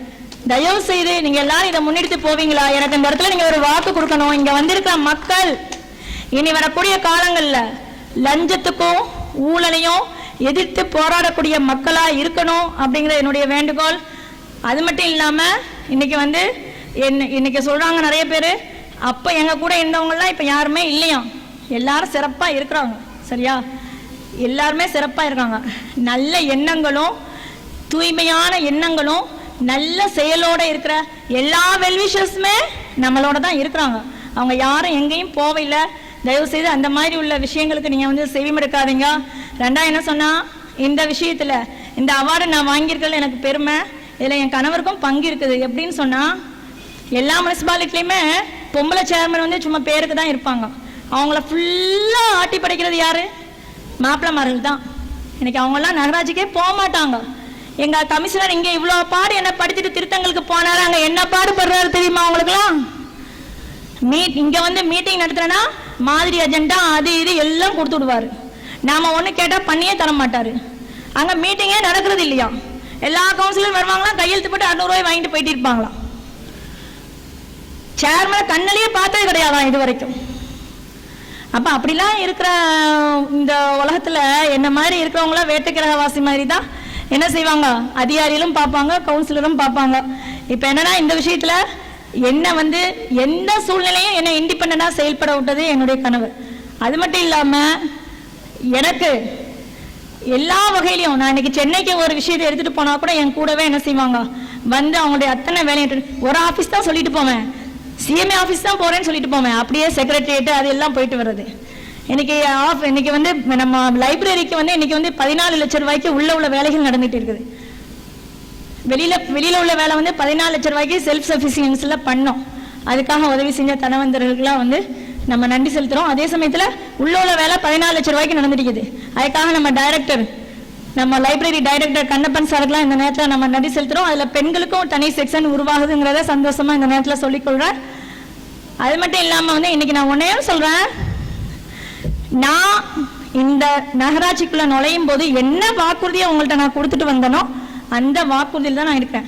ஆனா அந்த வாக்குறுதிக்காக என்கிட்ட கையெழுத்து வாங்கினாங்க தெரியுமா, அவங்களாம் இப்ப என் கூட இல்ல. அந்த வாக்குறுதியை கேட்டு என்கிட்ட கையெழுத்து வாங்கினாங்களே, கடைசி வரைக்கும் நீங்க வந்து லஞ்சம் வாங்காம இருப்பீங்களா, ஊழல் பண்ணாம இருப்பீங்களா, அதை தடுப்பீங்களா, கண்டிப்பா மக்கள் சப்போர்ட்டோட நான் செய்வேன் எழுதி கையெழுத்து போட்டு கொடுத்தேன். ஆனா நான் இன்னைக்கும் இந்த இடத்துல அல்லாஹ் இந்த நிமிஷம் வரைக்கும் என்ன ஒத்த பைசா லஞ்சம் வாங்காம ஒரு நேர்மையான மனுஷிய அல்லாஹ் உங்கள் முன்னால உங்கள் கண் முன்னால காட்டி இருக்கிறான்னு சொன்னா எல்லா புகழும் இறைவனுக்கு. ஆனா என்கிட்ட கையெழுத்து வாங்கினவங்களாம் இன்னைக்கு வேற பக்கம் போயிட்டாங்க. சரியா? அதனால நான் என்ன சொல்றேன், இது எழுதி கொடுக்கறதுலையோ இல்ல, எழுதி கொடுக்கறதுலையோ நான் எழுதி கொடுத்தேன் நான் அப்படியே தான் இருக்கிறேன். நான் என்கிட்ட எழுதி வாங்கினவங்க அப்படியே இருக்காங்க இல்ல. அப்ப இதுல என்ன தெரியுது, நாம இருக்கணும், அவ்வளவுதான். எப்பவும் நாமளாக இருக்கணும். நீங்க என்னைக்குமே நீங்களா இருங்க. எல்லா விஷயத்திலையுமே நல்லது கெட்டது இருக்கும், அதை அலசி பார்த்து எது நல்லது எது கெட்டதுங்கிறத அலசி பார்த்து என்ன செய்யுங்க, நீங்க தீர்மானிச்சுடுங்க. இன்னைக்கு போடுறாங்க, என்னென்னலாமோ போடுறாங்க, வாட்ஸ்அப்ல என்னெல்லாமோ திட்டுறாங்க, எல்லாத்தையும் அப்படியே ஃபார்வர்ட் பண்ணிடுறது. அதுல உண்மை இருக்குதா இல்லையா, சம்மந்தப்பட்டவங்களை பத்தி பேசுறமே கேட்பமே எதுவுமே இல்லை. நான் திரும்ப சொல்றேன், என் வீட்டுக்கு வந்து 3 மணி நேரம் 4 மணி நேரம்லாம் உட்காந்து பேசுவாங்க. சமுதாய கட்சியிலிருந்து வந்தாங்க, மற்ற அமைப்புகள்லேருந்து வந்தாங்க, பொதுமக்கள் தனியா வந்து பேசியிருக்கிறாங்க. 3 மணி நேரம் 4 மணி நேரம் உட்காந்து பேசுவோம். நானும் தண்ணி குடிக்காம, இப்ப கூட தண்ணி குடிக்காம தான் பேசிட்டு இருக்கிறேன். இதே மாதிரி தண்ணி குடிக்காம உட்காந்து என்ன செய்யறது, பேசுறது, எல்லாத்தையும் கேட்பாங்க. கேட்டுட்டு மறுபடியும் என்ன செய்யறது, அங்க போய் இதுல மாதிரி ஒருத்தவங்க வந்தாங்க, ஒரு சமுதாய கட்சியிலேருந்து வந்தவங்க தான் சொன்னாங்க, லஞ்சம் வாங்குறது என்ன இஸ்லாத்துல, நம்ம என்ன இஸ்லாமிய ஆட்சியா நடக்குது, நம்ம நகராட்சியில என்ன இஸ்லாமிய ஆட்சியா நடக்குது, அதெல்லாம் நீங்க சமுதாய கட்சியிலேருந்து வந்தவங்க சொன்னாங்கம்மா. இதெல்லாம் சொல்லவே வெக்கமா இருக்குது. நான் சொன்னேன், இஸ்லாமிய ஆட்சி நடக்க இல்லை, ஆனா நான் இஸ்லாம், புரியுதா, நான் ஒரு முஸ்லீம். அதனால என் கழுத்தை அறுத்து கீழே வச்சாலும் சரி, நான் இப்படித்தான் இருப்பேன். என் உயிரே போனாலும் சரி, இந்த லஞ்சத்தையும் ஊழலையும் எதிர்த்ததுல என் உயிரே போனாலும் சரி, நான் இப்படித்தான் இருப்பேன். தயவு செய்து இந்த மாதிரி பேசக்கூடியவங்க என் வீட்டு வாசலுக்கு வராங்கன்னு சொல்லிவிட்டேன்.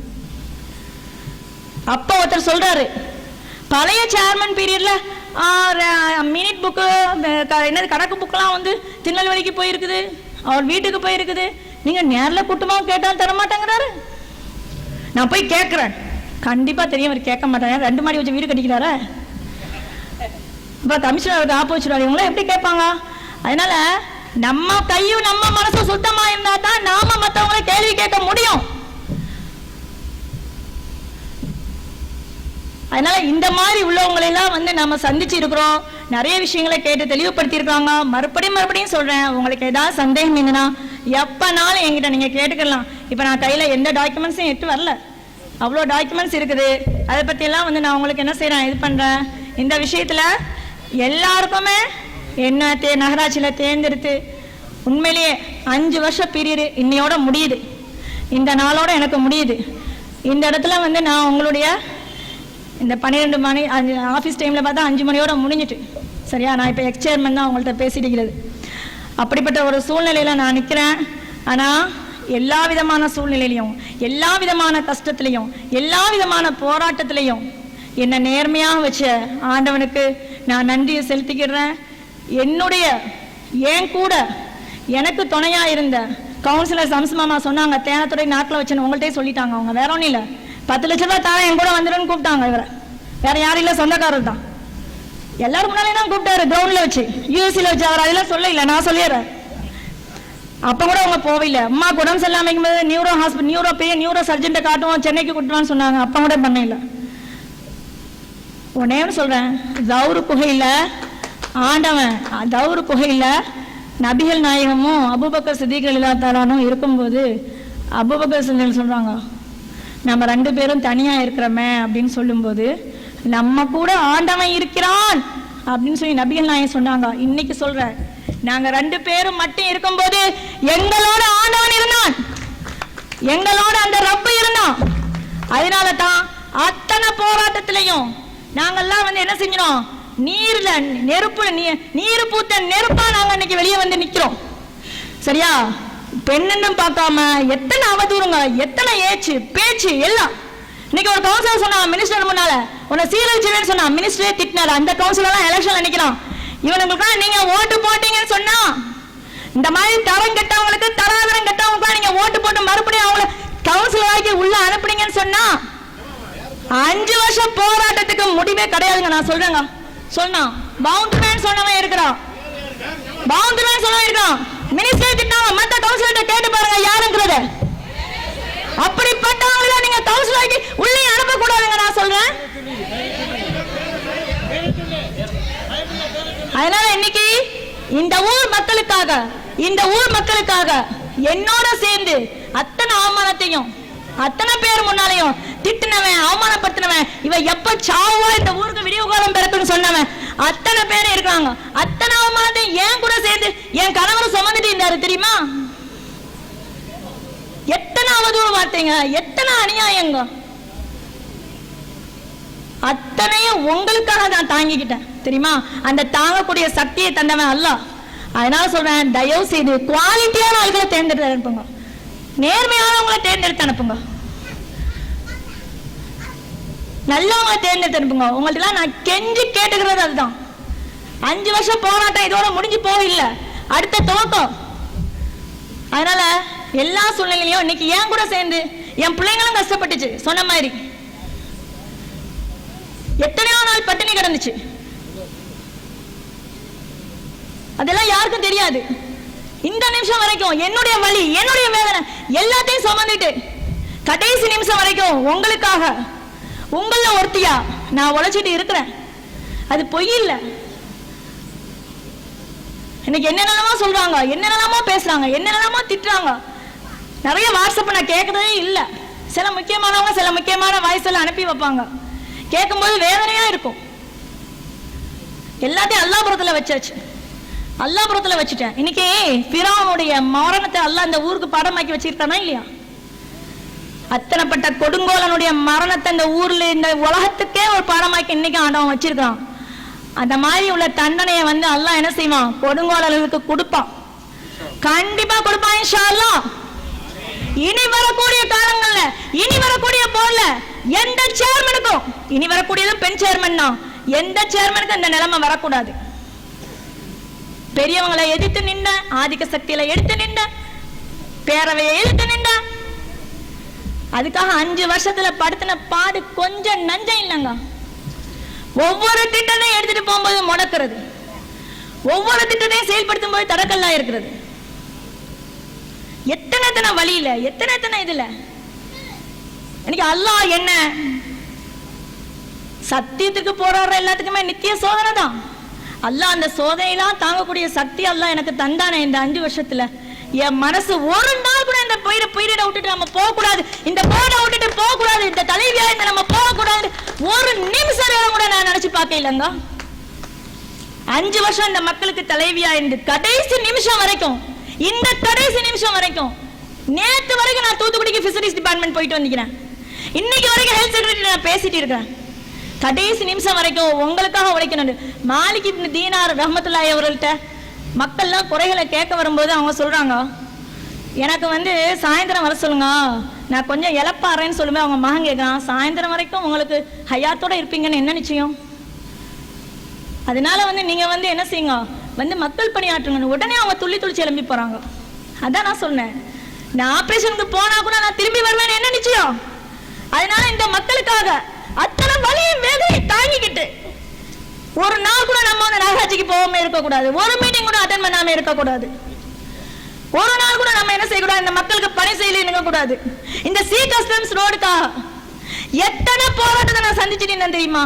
இந்த சி கஸ்டம்ஸ் ரோட்ல முட்டுக்கட்டையா இருந்தவங்க தெரியுமா, நல்லவங்கள மாதிரி நடிக்கிற கவுன்சிலர் இருக்காங்க.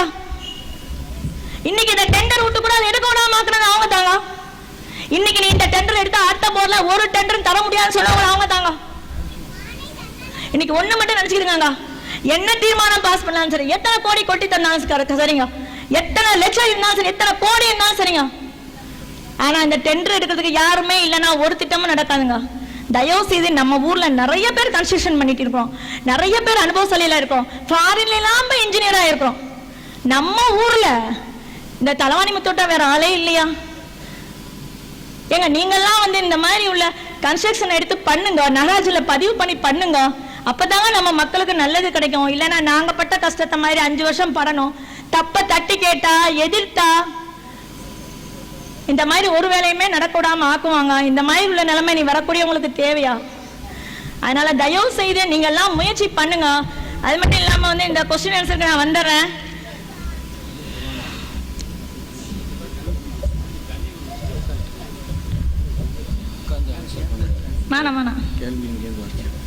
நானே இதுலேயே வாசிக்கிறேன்.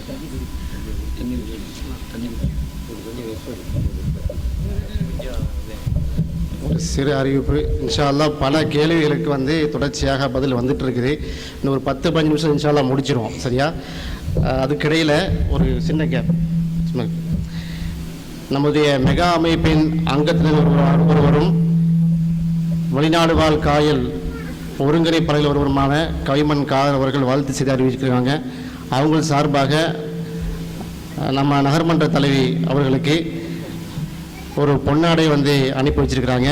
அதை நம்முடைய மெகாவுடைய பொருளாளர் ஹாரூன் ரஷீத் அவர்கள் வழங்க இருக்கிறாங்க. ஒரு 2 மினிட்ஸ் ரெஸ்ட் எடுத்துக்கோங்க. வாசிச்சிருங்க.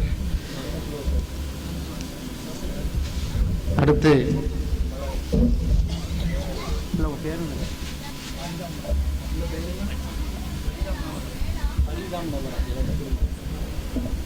அடுத்ததாக நம்முடைய சேர்மன் அவர்களுக்கு கொடுங்க. ஃப்ரெண்டில் வாங்க. சிறுமி ஃபரீதா அவர்கள் ஒரு அன்பு பரிசை சேர்மனுக்கு வழங்குகிறார்கள்.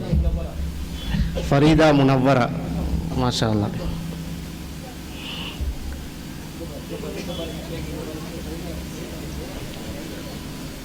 அடுத்து மெகாவுடைய பொருளாளர்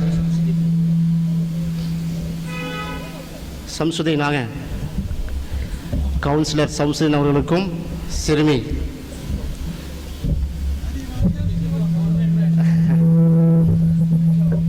ஜஸாக்குமுல்லாஹ் ஹைரா. இந்த ஃபோட்டோ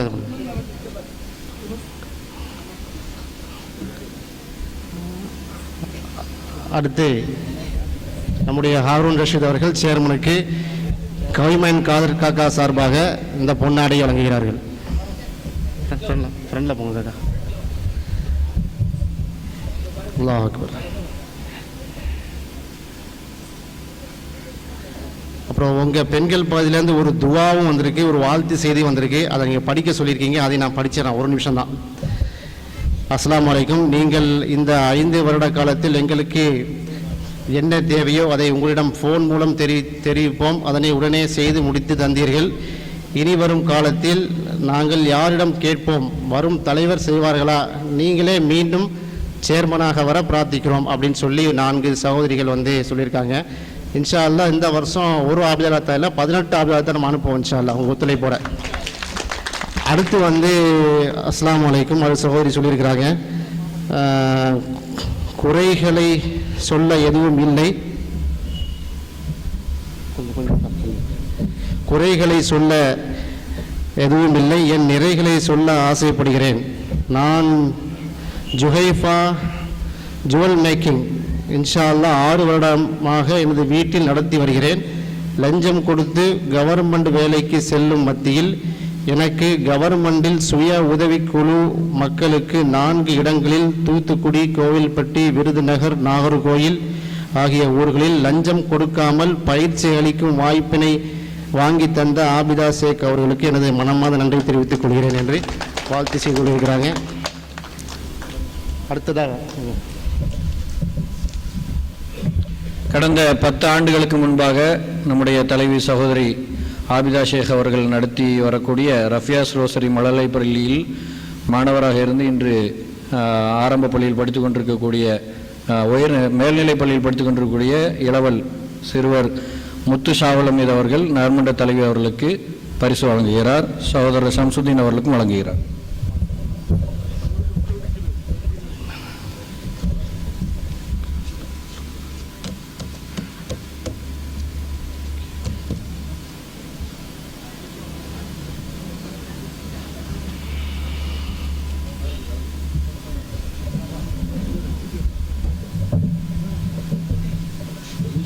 அடுத்ததாக சம்சு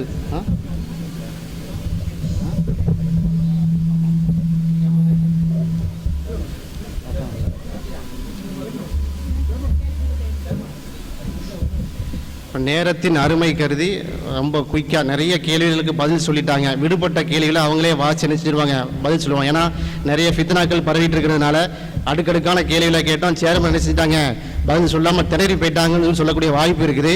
அந்த ஃபித்னாக்கு பயந்து சொல்லலை. ஆனால் ப்ரைவேட்டில் கேட்டுக்கலாம். இது ஏற்கனவே வந்து நீங்கள் யூடியூப்பில் நீங்கள் போய் காயல் சேர்மன் நீங்கள் அடிச்சிங்கன்னா டீட்டெயிலாக கிட்டத்தட்ட ஒரு 2 மணி நேரம் 18 டாப்பிக்கில் வந்து கேள்வி இருக்குது. நீங்கள் கேட்ட கேள்வியில் எல்லாமே அங்கே உள்ள கேள்வி தான். சில முக்கியமான சில கேள்விகள் இருக்குது.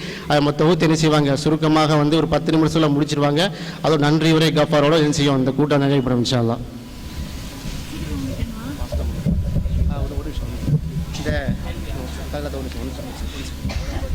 இந்த மொபைல் ஒன்று கண்டெடுக்கப்பட்டிருக்கு. இந்த எல்ஜி மொபைல் யார் உரிமையாளர்னு சொல்லி வந்து என்ன செய்யுங்க பெற்றுக்கொள்ளுங்க. பெண்கள் பகுதியிலேருந்து இந்த மொபைல் கண்டெடுக்கப்பட்டிருக்குது.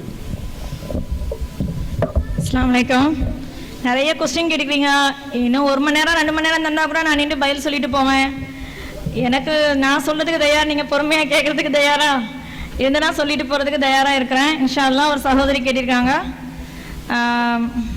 உங்களுடைய இந்த 5 வருட சோதனையான பொது வாழ்க்கையில் ஏண்டா இந்த பதவிக்கு வந்தோம் என்று அழுத்து கொண்டதுடா? நிச்சயமா இல்லை. எந்த சூழ்நிலையும் நான் அழுத்து கொண்டதே கிடையாது. ஏன்னா இது நான் விரும்பி நான் கனவு கண்டு 10 வருஷம் கனவு கண்டு நகராட்சியை தாண்டி போற நேரம்லாம் இங்க நான் வருவேன், இது என் வீடுன்னு என் அம்மாட்டெல்லாம் சொல்வேன், சிரிப்பாங்க எல்லாரும். அப்படி நான் 10 வருஷமா என் மனசுக்குள்ள வச்சு இந்த கனவு தான் இந்த சேர்மன் பதவி. கண்டிப்பா ஒரு நாள் நான் அழுத்தது கிடையாது. இந்த வேண்டாம் அந்த பதவிக்கு வந்தோன்னு நினைச்சதும் இல்லை. அந்த ஒரு நினைப்பை ஆண்டவன் எனக்கு தரவும் இல்லை. அல்ஹம்துலில்லாஹ். ஒரு நறுமண்ட கூட்டத்தை பெண்கள் பழக்கம் இல்லையா, ரொம்ப சென்டிமெண்டா வந்துக்குது நிறைய விஷயங்கள். ஒரு நறுமண்ட கூட்டத்தை காணும் துர்ப்பாக்கிய நிலை எனக்கு ஒரு முறை நேர்ந்தது. நிறைய ஆண் கவுன்சிலர் தங்களை எதிர்த்து ஆவேசமாக முளைக்கின்றார்கள். ஒரு பெண்ணாக அந்த சமயத்தில் நீங்கள் என்ன உணர்ந்தீர்கள்? அந்த சமயத்துல வந்து நான் ஒரு பெண்ணா இருந்தாலும் அந்த இடத்துல 40,000 மக்களுடைய பிரதிநிதி, 40,000 மக்களுடைய உரிமைகளை நிலைநாட்டக்கூடிய இடம் அந்த இடத்துல உங்களுடைய மக்கள் தலைவியா தான் நான் அந்த இடத்துல நினைச்சனே தவிர என்ன அந்த இடத்துல வந்து ஒரு பெண்ணா மட்டும் நான் ஃபீல் பண்ணல. சரியா? உங்களுடைய உரிமைகளை நிலைநாட்டுறதுக்கும் என் கடமையை செய்யறதுக்கும் ஒரு ஃபைட் பண்ணக்கூடிய ஒரு தலைவியா தான் நான் அந்த இடத்துல என்ன உணர்ந்தேன். நீங்கள் செய்யும் திட்டங்களுக்கு இடைஞ்சல் செய்பவர்கள் யாருன்னு சொல்லியிருக்காங்க. அதை வந்து நிறைய தடவை வந்து நம்ம வந்து நிறைய விஷயங்களை சொல்லிட்டோம். நிறைய வாட்ஸ்அப்ல கூட ஃப்ராங்கா கூட சொல்லியிருக்கிறோம். சரியா? அதை மறுபடியும் சொல்லிட்டோம். பாருங்க, அங்கேயும் உட்கார்ந்து எனக்கு பேச்சு ஓடாது. எனக்கு ஒரு டவுட்டு, அதிகாரிகளை சமாளிக்க முடியாத காரணம் என்னன்னு கேட்டுக்கிறாங்க. சமாளிக்க முடியாம எல்லாம் ஒன்றும் கிடையாதுங்க. செயல் அலுவலர்னு சொல்லக்கூடிய செயல் அதிகாரிகள்லாம் வந்து செயல்படாம போயிட்டாங்க, அவ்வளவுதான். அவங்க செயல்படாம போடுறதுக்கு வந்து அவங்களுடைய கை கால்கள்லாம் ஒருவேளை தங்கச்சங்கிலியால பூட்டப்பட்டு இருந்துச்சோ என்னமோ தெரியல நமக்கு. சரியா? அதனால அவங்க வந்து செயல்பட இல்லை. இதுதான் உண்மை. சரியா? அடுத்த கேள்வி, இந்த பள்ளிக்கூடத்தில் மாணவியர் பெண்கள் பள்ளிக்கூடத்தில் வந்து ஹிஜாப் விஷயமா ஏதோ நடவடிக்கை எடுத்ததாக சொல்றாங்களா? அது வந்து என்னன்னு சொல்லி பெண்கள் பாதியிலேருந்து கேட்குறாங்க. அதாவது ஹிஜாப் விஷயம் என்னன்னா வந்து சில விஷயங்களை டக்குன்னு சொல்லி முடிக்கணும்னு நினைக்கிறேன். அதான் யூடியூப்ல நீங்க பார்த்துருப்பீங்க, பெண்கள் பார்க்கல இல்லையா, அதனால அவங்க கேட்குறாங்க. என்னன்னு சொன்னா வந்து இந்த கவர்மெண்ட் எக்ஸாம் எழுதக்கூடிய பெண்களுக்கு வந்து என்னன்னா தலையில ஹிஜாப் போடக்கூடாதான், வீசால் மட்டும் போட்டுட்டு தான் போய் எக்ஸாம் எழுதணுமா. சரியா? அந்த ஹிஜாபை கலட்டி வச்சுட்டு தான் 15 வருஷத்துக்கு முன்னால கூட படிச்சவங்க எல்லாம் என்ன பண்ணிக்கிறாங்க, கவர்மெண்ட் ஸ்கூல்ல எல்லாம் இந்த ஸ்கூல்ல இருந்து அந்த ஸ்கூலுக்கு எக்ஸாம் எழுத போகும்போது எல்லாத்தையும் இங்க வச்சுட்டு அந்த ரோட கிராஸ் பண்ணது கூட ஓடி போய் கிராஸ் பண்ணுவாங்களாம் வெக்கத்துல. அப்படிலாம் நடந்திருக்குது. இந்த விஷயங்கள் வெளியில தெரியாம இருந்துச்சு. இப்ப அந்த விஷயத்தை பத்தி வந்து நம்ம ஊருடைய ஒரு அமைப்புல இருந்து ஒரு பெண்கள் மதரசால இருந்து அந்த பிரச்சனையை எடுத்துட்டு வந்தாங்க. அப்புறம் அது சம்பந்தப்பட்ட அமைப்புகளும் ஐஏஎம் அப்புறம் ஐசா சித்திகா இதெல்லாம் வந்து என்ன பண்ணாங்க, ஒரு கம்ப்ளைண்ட் எழுதி கொடுத்தாங்க. அந்த கம்ப்ளைண்ட் எல்லாம் எடுத்துட்டு போய் நம்ம கல்வி அதிகாரி சபிதா ஐஏஎஸை பார்த்தோம். அப்புறம் அந்த தடவை அந்த டைம்ல இருந்த கல்வி அமைச்சரை பார்த்தோம். அப்புறம் எல்லாரும் என்ன சொல்லிட்டாங்க, இது எக்ஸாமினேஷன் கண்ட்ரோல் தேவராஜன் சாரை தான் நீங்கள் பார்க்கணுன்ட்டாங்க. தேவராஜன் சாரை போய் பார்த்தேன். +2 எக்ஸாமுக்கு ரொம்ப ஷார்ட் டைம் 10 நாள் தான் இருந்துச்சு. அப்போ அவர் உடனே வந்து அங்கே இருந்து என்ன பண்ணாரு, நம்ம சிஇஓக்கு ஃபோன் அடிச்சு கேட்டு சிஇஓ உடனே கவர்மெண்ட் ஸ்கூல் ஹெச்எம் கேட்டு கவர்மெண்ட் ஸ்கூல் ஹெச்எம் என்கிட்ட பேசினாங்க, லைனில் வந்து பேசினாங்க. அப்போ என்ன பண்ணாங்க, அப்படிலாம் ஒன்றும் பிரச்சனை இல்லைன்னாங்க. இல்லை இருந்திருக்க போய் தான் கம்ப்ளைண்ட் வந்திருக்குது, தயவுசெய்து. உடனே தேவராஜன் சார் என்ன சொன்னார் தெரியுமா, அடுத்த வாரம் தமிழ்நாட்டில் உள்ள அத்தனை சிஇஓஸ் மீட்டிங். சரியா? அந்த சிஇஓஸ் மீட்டிங்கில் நான் இதை அனௌன்ஸ் பண்ணிடுறேன், இந்த மாதிரி நீங்கள் நிர்பந்திக்க கூடாதுங்கிறத நான் சொல்லிடுறேன் அப்படின்ட்டு. கரெக்டாக அடுத்த வாரம் நான் அவருக்கு ஃபோன் அடிக்கிறேன். அதை நான் மீட்டிங்கில் இருக்கிறேன்னு மெசேஜ் அனுப்புகிறாரு. அடுத்த மெசேஜ் என்ன பண்ணா தெரியுமா, நீங்க சொன்ன விஷயத்த நான் இங்க சொல்லிட்டேன் அப்படின்னு சொல்லிட்டு. ரொம்ப சந்தோஷமான விஷயம். அதுக்கப்புறம் எந்த பிரச்சனையும் இல்லை, அதை பத்தி கேட்குறாங்க. இது நம்ம சமுதாயத்துக்கு, நம்ம சமுதாயத்தினுடைய பிள்ளைகளுக்கு நம்மளால முடிஞ்ச ஒரு சின்ன உதவி. அடுத்த ஒரு சகோதரியுடைய கேள்வி, கஸ்டம்ஸ் ரோடு ஏன் இதுவரை போடப்படவில்லை? அதுக்கு நீங்க உரையில பதில் சொல்லிட்டீங்க. அடுத்த கேள்வி வந்து கஸ்டம்ஸ் ரோடு வந்து ஃபர்ஸ்ட் 46 லட்சம் ரூபாய்க்கு வச்சாங்க. அதெல்லாம் நான் டீட்டெயிலா சொல்லல, இது எனக்கு ஒரு சந்தர்ப்பம் சொல்றதுக்கு. 46 லட்சம் ரூபாய்க்கு ஃபர்ஸ்ட் வச்சாங்க பேவர் பிளாக் வச்சு. அப்புறம் அது வேணாம் தாரோடா மாத்துறதுக்கு எல்லா கவுன்சிலரும் ஒட்டுமொத்தமா தீர்மானம் பண்ணி 30 லட்சம் ரூபாய்க்கு பண்ணியாச்சு. அந்த 30 லட்சம் ரூபாய்க்கு எஸ்டிமேட் ரெடி பண்ண கரலையும் இவங்க படுத்தின பாடு. ஆரி சொல்லிட்டாரு, ஒத்த வார்த்தையில சொல்லிட்டாரு, உங்க முனிசிபாலிட்டியில அதிகாரிகள் வேலை செய்யறதுக்கே இல்லைன்ட்டார்.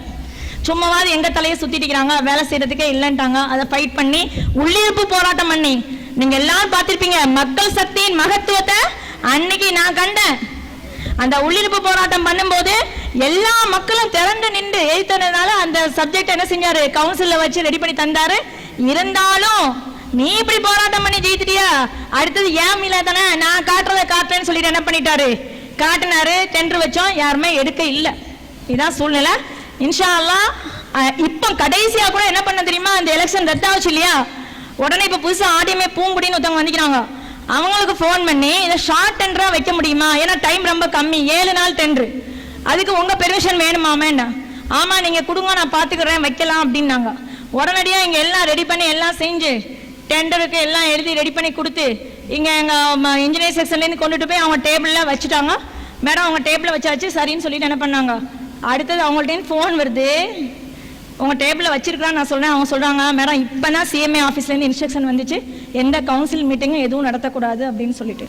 கடைசி போன வாரம் வரைக்கும் இதுக்காக நம்ம முயற்சி பண்ணியிருக்கோம். இன்ஷா அல்லாஹ் அடுத்த போர்ல கண்டிப்பா வரும். இந்த ஊரில் குடிநீர் விநியோகம் மிகவும் மோசமான நிலையில் பல பேர் மோட்டர் போட்டு தண்ணீரை உருகிறார்களே, இது விஷயமாக நீங்கள் ஏன் முறையாக நடவடிக்கை எடுக்கவில்லை, அல்ல எடுத்திருந்தால் விளக்கவும். ஒருத்தர் சொன்னாரு, நகராட்சியிலேருந்தே மானிய விலைக்கு மோட்டார் வாங்கி கொடுங்களேன்ட்டு. நகராட்சியிலேருந்து மோட்டார் எடுக்கிறதுக்காக நடவடிக்கை எடுத்தோம். மோட்டாரை போய் பிடுங்கணும், அதை இது பண்ணோம். எல்லாம் என்ன, இந்த சைடு பிடிங்கிட்டு போவோம், அந்த சைடு கரெக்டாக பிளம்பர் ரிப்பேர் வந்து டம்மி போட்டு வைப்பாரு, கிளத்தி வைப்பாரு, செக்கிங் பண்ண போகும்போது திரும்ப மாட்டி கொடுப்பாங்க. அப்படியே மோட்டாரை பிடிங்கிட்டு வந்து ஆஃபீஸில் வச்சுக்கணும், அடுத்தாப்புல புது மோட்டார் வாங்கி வைக்கிறாங்க. சில விஷயங்கள் அவங்கவுங்களா திருந்தணுமா, அவங்கவுங்களா திருந்தினா மட்டும்தான். இன்னைக்கு தண்ணீர் பஞ்சம் அதிகமாக இருக்குது. இந்த சூழ்நிலையாவது மக்கள் உணர்ந்து கொஞ்சம் அந்த மோட்டார் போடுறதை நிறுத்தினாங்கன்னு சொன்னால் எல்லாருமே என்ன செய்வாங்க, தண்ணி ஈக்குவலாக எல்லாருக்குமே கிடைக்கும். இன்னைக்கு மழை வந்தால் மட்டும்தான் தண்ணி பஞ்சனை தீரும். ஏன்னா அங்கே டேம்லேயும் தண்ணி கிடையாது, தண்ணி வத்திட்டு இப்போ கெட்டி கிடக்கிற தண்ணியிலேருந்து தான் ஏதோ நமக்கு வந்து சப்ளை பண்ணிட்டு இருக்கிறாங்க. இன்ஷா அல்லாஹ் அந்த மோட்டார் வைக்கிற விஷயத்துல அவங்கவுங்களா தன்னை தானே திருத்தி கொண்டா மட்டும்தான் இந்த விஷயத்துல. மற்றபடி அரசாங்கத்துக்கு பயப்படுற அளவுக்கு நம்ம அது அல்லாஹ்க்கு கூட பயப்படுறது இல்லை. அல்லாஹ்க்கு பயந்தான்னு சொன்னா கண்டிப்பா இந்த விஷயத்துல என்ன செய்யும், ஒரு விடிவு காலம் வரும். நான் சிவன் கோயில் தெருவில் வசிக்கிறேன், ஆனால் இதுவரை இங்கு ரோடு போட முடியவில்லை. சிவன் கோயில் தெரு ஸ்கூல் மெயின் ரோடு இதுதான் ரொம்ப தண்ணீர் கட்டுகிறது. பிள்ளைகள் ஸ்கூலுக்கு ஆட்டோவில் போய் வருவதற்குள் ரொம்ப சிரமமாக உள்ளது. தயவு செய்து இங்கு ரோடு போடுவதற்கு என்ன செய்கிறீர்கள்? நான் சொன்னேன்மா, இந்த 15வது வார்டில் வந்து அற்பஷா தெருவை விட மற்ற எல்லா ரோடையுமே அவங்க வைக்கல. அதே சமயத்துல மறுபடியும் இந்த சிவங்கோயில் தெரு வச்சோம். காரணம் என்னன்னா, இந்த தைக்கா ஸ்கூல் கிட்ட எல்லாரும் போடுவாங்க வாட்ஸ்அப்ல நீச்சல் குளம் இலவசமாக பயிற்சி அளிக்கிறதுலாம். அதனாலேயே அந்த இடத்துல வந்து ரோடு போடணுங்கிறதுக்காக வச்சோம். கவுன்சிலில் ரிஜெக்ட் பண்ணிட்டாங்க. இப்போ என்னுடைய அந்த பிள்ளைங்க 7 பிள்ளைங்க ரொம்ப கஷ்டப்படுறாங்க. மழை வந்துச்சுன்னா சொல்லிட்டு இப்போ நான் ஒருத்தவங்கள்ட்ட ஸ்பான்சர் வாங்கி 2 பேர்ட்ட ஸ்பான்சர் தரேன்னு சொல்லி சேகனா காக்கா சொல்லி ஒரு 8 வண்டி சரல் அடிச்சு போட்டேன், ரஃபீஸ் அடிச்சு போட்டேன். அது கூட சேகனா காக்காக்கு இன்னும் நான் காசு கொடுக்கல. அந்த மாதிரி வந்து இந்த மாதிரி சரல் போடுறதுக்கெல்லாம் கவுன்சிலில் வந்து போன போர்ட்லையும் இல்லை, அதுக்கு முந்தின போர்ட்லையும் பாஸ் பண்ணோம். அது மட்டும் இல்லாமல் வந்து சரல் போடுறதுக்காக நல்ல குவாலிட்டியான சரல் போடுறதுக்காக குவாரியா போய் நானும் லுக்மாங்காவும் சம்சமாவும் குவாரியா போய் பெஸ்ட் சரலை பார்த்து செலக்ட் பண்ணி எடுத்துட்டு வந்தோம். கடைசியில என்ன பண்ணாங்க தெரியுமா, இவங்க நான் சென்னைக்கு போயிட்டேன், இவங்க எந்த சரலை போட்டாங்க தெரியுமா, சும்மா கிடக்குது அள்ளிட்டு போங்க, வண்டி வாடகை மட்டும் கொடுங்கன்னு சொன்ன சரலை ஒரு வண்டி 3000 ரூபான்னு சொல்லிட்டு தட்டினாங்க. 4 லட்சம் ரூபாய்க்கு சரல் போட்டோம். மக்கள்கிட்ட திட்டு தான் வாங்கணும், வலிக்கு விழுந்து செம்மண் சரலை போட்டு திட்டு தான் வாங்கணும். அதனால சரல் நல்ல குவாலிட்டியான சரலை போட சொல்லி நம்ம கமிஷனருக்கு அதிகாரிகளுக்கெல்லாம் சொல்லியாச்சு. ஏன்னா இந்த விஷயத்துல அவங்க எந்த நடவடிக்கையும் எடுக்கல. இன்ஷா அல்லாஹ் சிவங்கோயில் திருக்குலாம் அடுத்த போர்டில் இன்ஷா அல்லாஹ் கண்டிப்பா ரோடு வரும். உங்கள் பதவி காலத்தில் தான் பயோகேஸ் திட்டம் வந்தது, அதை நிறைவேற்றாமல் போனதும் தடைப்பட்டதும் எதற்கு? இன்று பப்பரப்பள்ளியில் ஒவ்வொரு நாளும் எரிக்கப்படும் குப்பையால் என் போன்றவர்களுக்கு மூச்சு திணறல் ஏற்படுகிறது. பக்கத்தில் உள்ள DCW தொழிற்சாலையிலிருந்து வெளிவரும் நச்சு புகையை விட இந்த குப்பையிலிருந்து வரும் புகை மிகவும் கேடானது. அதுவும் பாலித்தீன் எரிந்து வரும் புகையால் மிகவும் கெடுதி ஏற்படுகிறது என்பது உங்களுக்கு தெரியவில்லையா? இது தடைப்பட்டதற்கு காரணம் என்ன? கஷ்டமான ஒரு விஷயம், மனசுக்கு வேதனை அளிக்கக்கூடிய விஷயம், மனுஷர்களாக இருக்கிற எல்லாருக்குமே மனவேதனை தரக்கூடிய ஒரு விஷயம். இன்னைக்கு நான் ஒரு தாயா ஃபீல் பண்ணி சொல்றேன், அந்த இடத்துல உள்ள மக்கள் அனுபவிக்கிற கஷ்டம் வந்து ரொம்பவே அதிகம். இதனால இதை யார் எரிக்காங்க, சமூக விரோதிகள் நல்லா பாருங்க, இந்த குப்பை விஷயங்கள்லாம் அதிகமா வந்து பேசப்படுற சூழ்நிலையில தான் இந்த எரிப்பும் அதிகமா இருக்கும், புரியுதா? அதனால சமூக விரோதிகளை கண்டுபிடிச்சு தரணும் அப்படின்னு சொல்லிட்டு போலீஸ் ஸ்டேஷன்ல போய் கம்ப்ளைண்ட் பண்ணியிருக்கிறோம். யாரோ ஒருத்தவங்க வந்து காக்கி ட்ரெஸ் போட்டு தான் எரிச்சாங்கன்னு ஒன்று கேள்விப்பட்டு இபி சப்ஸ்டேஷன்ல உள்ளவங்கள நகராட்சி ஊழியர்லாம் கூப்பிட்டு விசாரிச்சோம், எதுவுமே தெரியல. இன்னைக்கு பயோகேஸ் திட்டம், இன்னைக்கு நான் குப்பை விஷயத்தை பத்தி நான் இவ்வளவு நேரம் சொல்லிட்டேன். இன்ஷா அல்லாஹ் இதுக்கு மாற்று வந்து ஒரு நல்ல ஒரு குப்பை தட்டுற இடத்த தேடி கண்டுபிடிச்சு, ஏன்னா இப்ப சேதராமாஜி இருக்கிற இடத்துல கூட கட்ட முடியுமாங்கிறது தெரியாத சூழ்நிலை தான், யதார்த்தத்தை சொல்லிட்டேன்.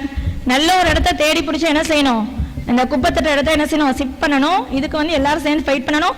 அந்த பப்பரப்புலி விஷயத்துக்கு ஃபைட் பண்ணிட்டு தெரியுமா, அவங்கள்ட்ட எல்லாம் நான் சொல்லிவிட்டேன். சம்சமா மாட்டேன், மீட்டிங்கு கூப்பிடுறாங்க போறேன்டாரு. நான் என்ன சொல்லிவிட்டேன் தெரியுமா, நான் வந்து இந்த குப்பை தட்ட இட விஷயமா கொடுத்த இவ்வளோ ஃபைல் இருக்குது, புறம்போக்கு இடங்கள் எல்லாம் வந்து இன்னைக்கு இந்த கலெக்டருக்கு என் மேல தாண்டி எதுக்கு தெரியுமா, இன்னொன்னு இந்த ஆளு புறம்போக்கு இடங்கள்லாம் கண்டுபிடிச்சிட்டாங்க, லெட்டர் கொடுத்தேன், ஒண்ணுமே கண்டுபிடிக்கல. நேர ரெவன்யூ செக்ரட்டரிட்ட நானும் சம்ஸ்மாமா போய் ககன்தீப் சிங் பேடி தெரியுமா, தாது மணல் கொலைகள் அந்த ஒரு சிங்கு, அவர்கிட்ட போய் லெட்டர் கொடுத்தோன்னே அவர் அந்த இடத்துல என்ன பண்ணிட்டாரு, கலெக்டருக்கு போன் அடிச்சாச்சு, உங்க சேர்மன் என் முன்னால இருக்காங்க, அவங்களுக்கு எல்லாம் செஞ்சு கொடுங்கன்னு சொல்லிட்டு இவருக்கு என்ன செஞ்சுட்டு ஈகோவா போயிட்டு உடனே ரெவன்யூ மீட்டிங்க போட்டாரு. வேற யாரும் இல்ல, நானும் கமிஷனர் அசோக்குமாரும் இந்த திருச்செந்தூர் தாலுகால உள்ள அத்தனை ரெவன்யூ அதிகாரிகளையும் கூப்பிட்டு வச்சு என்ன திட்டாத மாதிரி கமிஷனர் திட்டிருந்தாரு. ஒரு வார்த்தை தான் கேட்டேன், சார் என்ன பேசுங்கன்னு கம்ப்ளைண்ட் கொடுத்தா நான் அவளையும் பேசுறேன். உடனே டிபிஆர் டிஆர்ஓ முத்து சொன்னாரு, என்ன பேசுறேன் தெரியுமான்ட்டு. அவர் மாவட்டத்துக்கு அதிகாரியா நிர்வாக அதிகாரி இருக்கலாம், நான் என் ஊருக்கு நான் தான் சேர்மனு, என் மக்களுக்கு இன்னைக்கு குப்பை தட்டுறதுக்கு இடம் இல்ல, அதனால நான் புறம்போக்கிறத கண்டுபிடிச்சு தர சொல்லி லெட்டர் கொடுத்தேன், எந்த நடவடிக்கையும் இல்ல. இப்ப சொல்லி விட்டேன் சம்சமா மாட்டேன், இத்தனை விஷயம் கொடுத்தது, இத்தனை ஃபைல் இருக்குது, நான் கூட வர்றேன், என்னையும் கூட்டிட்டு போக சொல்லுங்க, நான் கூட வர்றேன் ஒன்னா. அதுக்கு என்ன சொன்னாங்கன்னு அவங்க சொல்லுவாங்க, சேர்மன் எல்லாம் கூட்டிட்டு போனா சரி வராதுன்னு சொல்லிக்கிறாங்க. ஏங்க ஒரு விஷயத்துக்கு தீர்வை நோக்கி யோசிக்கிறவங்க என்னங்க செய்வாங்க, அந்த தீர்வு எங்க இருக்குன்னு தேடுவாங்க, இல்லாததை ஊதி பெருசாக்கிட்டா இருப்பாங்க. இதெல்லாம் நீங்க நல்லா புரிஞ்சுக்கணும். கண்டிப்பா இதுக்கு கண்டிப்பா அடுத்த போர்ல உங்களுக்கு தீர்வு கிடைக்கும். இந்த போர்ல விட்டு போன விஷயங்களை கூட அடுத்து வரக்கூடிய காலங்களே நாங்க எடுத்து மக்களுக்காக செஞ்சு தர்றதுக்கு தயாரா இருக்கிறேன். இன்ஷா அல்லாஹ் இந்த விஷயத்தை இனியும் அதிகாரிகளை பார்த்து என்ன செய்யணுமோ, எந்த மாதிரி வழிகளில் வந்து நம்ம மக்களுக்கு செஞ்சு கொடுக்க முடியுமோ அந்த வழியில செஞ்சு கொடுக்கறதுக்கு தயாரா இருக்கிறேன். ஒரே கேள்வியை பலர் கேட்டிருக்கிறாங்க, சகோதரர்களும் சகோதரிகளும். இப்போ உங்களுடைய பதவிக்காலம் முடியுது, இந்த புகை விஷயம் குப்பை விஷயங்கள்லாம் இருக்குது, நீங்கள் பதவியில் இல்லாத நேரத்திலும் எங்கள் போன்ற மக்கள் சார்பாக போராட வருவீர்களா? கண்டிப்பா இன்ஷா அல்லாஹ். என்னைக்கும் உங்கள ஒருத்தியா நான் இருப்பேன். ஏன்னா வந்து இந்த சமூக சேவைங்கிறது வந்து சின்ன வயசுலயே ஒன்ன விஷயம், என்னுடைய தகப்பனார் பானை இப்ராஹிம் அக்கா அவர்கள் சொல்லி தந்த விஷயம். அவங்களும் இதே மாதிரி ஹக்குக்காக தான் போராடினாங்க, இங்க இருக்காங்க. எங்க வாட்ஸ்அப்பா அப்துல் அலிம்சா அவங்களும் ஹக்குக்காக போராடினவங்க தான் இங்க இருக்காங்க. அவங்க வழி வந்த நானும் அதே சத்தியத்திற்காக என்னைக்கும் போராடுவேன், உங்களோட இருப்பேங்க நான் சொல்லிக்கிறேன். குடிதண்ணீரை மோட்டர் போட்டு உறிஞ்சுவதை தடுக்கும் வண்ணம் குடிநீர் வழங்கும் நேரத்தில் பவர் கட் பண்ண முடியாதா? அதுக்கு கூட நாங்க என்ன பண்ணோம், வந்த புதுசுல ஒரு தீர்மானமே பாஸ் பண்ணோம். எங்களுக்கு தெரியாது இதெல்லாம் பண்ண மாட்டாங்க ஈபிலன்னு சொல்லிட்டு தீர்மானத்தை பாஸ் பண்ணிட்டு அந்த தீர்மானத்தை எடுத்துட்டு ஈபியை போய் பார்த்தோம். அவங்க என்ன சொல்லிட்டாங்க, அதுக்கு சம்மந்தம் கிடையாது, அதை நாங்க பண்ண முடியாதுன்னு சொல்லிட்டாங்க. தைக்கா தெருவில் குப்பை தொட்டி வைத்து எங்கள் வீடுகளில் இருக்க முடியவில்லை. தைக்கா தெருவில் ரோடு இருள் அடைந்து கிடக்கிறது, வெளிச்சம் காணாது, லைட் போடும்படி கேட்டுக்கொள்கிறோம். இன்ஷா அல்லாஹ் லைட் விஷயத்தை பத்தி ஏற்கனவே சொல்லிட்டேன். குப்பை தொட்டி இன்னைக்கு வந்து 58,000 ரூபாய் ஒரு பின்னு எரிஞ்சுக்கிட்டு கிடக்குது எல்லா இடத்துலையுமே. நிறைய பேர் அந்த தொட்டியே வேணான்னு சொல்றாங்க, காரணம் அதுலேருந்து வர ஸ்மெல் எல்லாம். அடுத்து வரக்கூடிய போர்டில் ஒரு 50 பணியாளர்களை போட்டேன்னு சொன்னா இது எல்லாத்துக்குமே ஒரு நல்ல ஒரு தீர்வு கிடைக்கும் நம்புறோம் இன்ஷா அல்லாஹ். 11வது வார்டு தண்ணீர் பிரச்சனை தான் எங்கள் முதல் கேள்வி. 15 நாள் 20 நாள் ஆகுது. 10 நிமிடம். எந்த வார்டு? 11வது வார்டு. 15 நாள் 20 நாள் ஆகிறது. 10 நிமிடம் தண்ணீர் தந்துவிட்டு நேரம் தெரிவிக்காமல் குறிப்பிட்ட லைனில் இரவு 10 மணி முதல் காலை 7 மணி வரை தண்ணீர் திறந்துவிட்டு எங்களுக்கு எந்த பிரயோஜனமும் தரவில்லை. மேலும் குப்பை வண்டி 10 நாட்களுக்கு ஒரு முறை வந்தது. தண்ணி நைட்டு 10லேருந்து 7 மணி வரைக்கும் வருதாமா? தண்ணி நைட்டு 10லேருந்து 7 மணி வரைக்குமா வருதா? 10 நிமிடம் தண்ணீர் தந்து 10 நாளைக்கு ஒரு தண்ணி 10 நிமிஷம் தராங்களா? இரவு 10 மணி முதல் காலை 7 மணி தண்ணீர் திறந்து விட்டு எங்களுக்கு எந்த பிரயோஜனமும் இல்லை. அப்படி 10 to 7 தண்ணி திறந்து விடுறாங்களா? உங்களுக்கு மட்டும் ஸ்பெஷலா? கேட்டவங்க தான் சொல்லணும். அந்த கேள்வி கேட்டவங்க இல்லையே. ஏன் சொன்னா ஸ்பெஷல் கவுன்சிலர்ஸ் வார்டில் சில ஸ்பெஷலாக நிறைய விஷயங்கள் நடக்கும். ஸ்பெஷல் கவுன்சிலர்ஸ்லாம் வந்து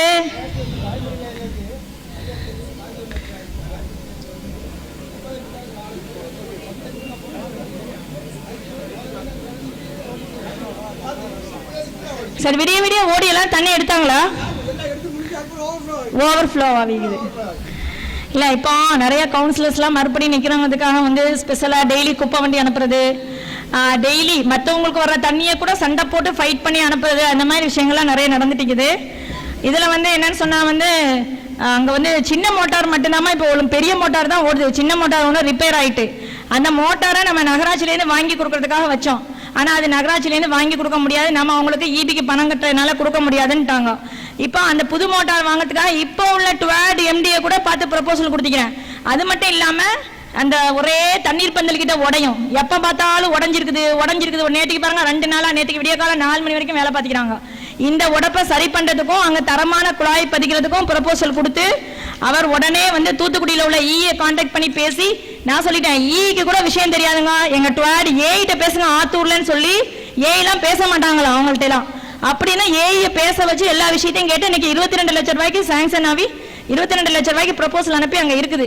அநேகமா இனி வரக்கூடிய பீரியட்ல அந்த மோட்டாரும் சரியாகி ஓரளவுக்கு மழையும் வந்து தண்ணி வந்துன்னு சொன்னா அந்த தண்ணி பிரச்சனை தீரும்.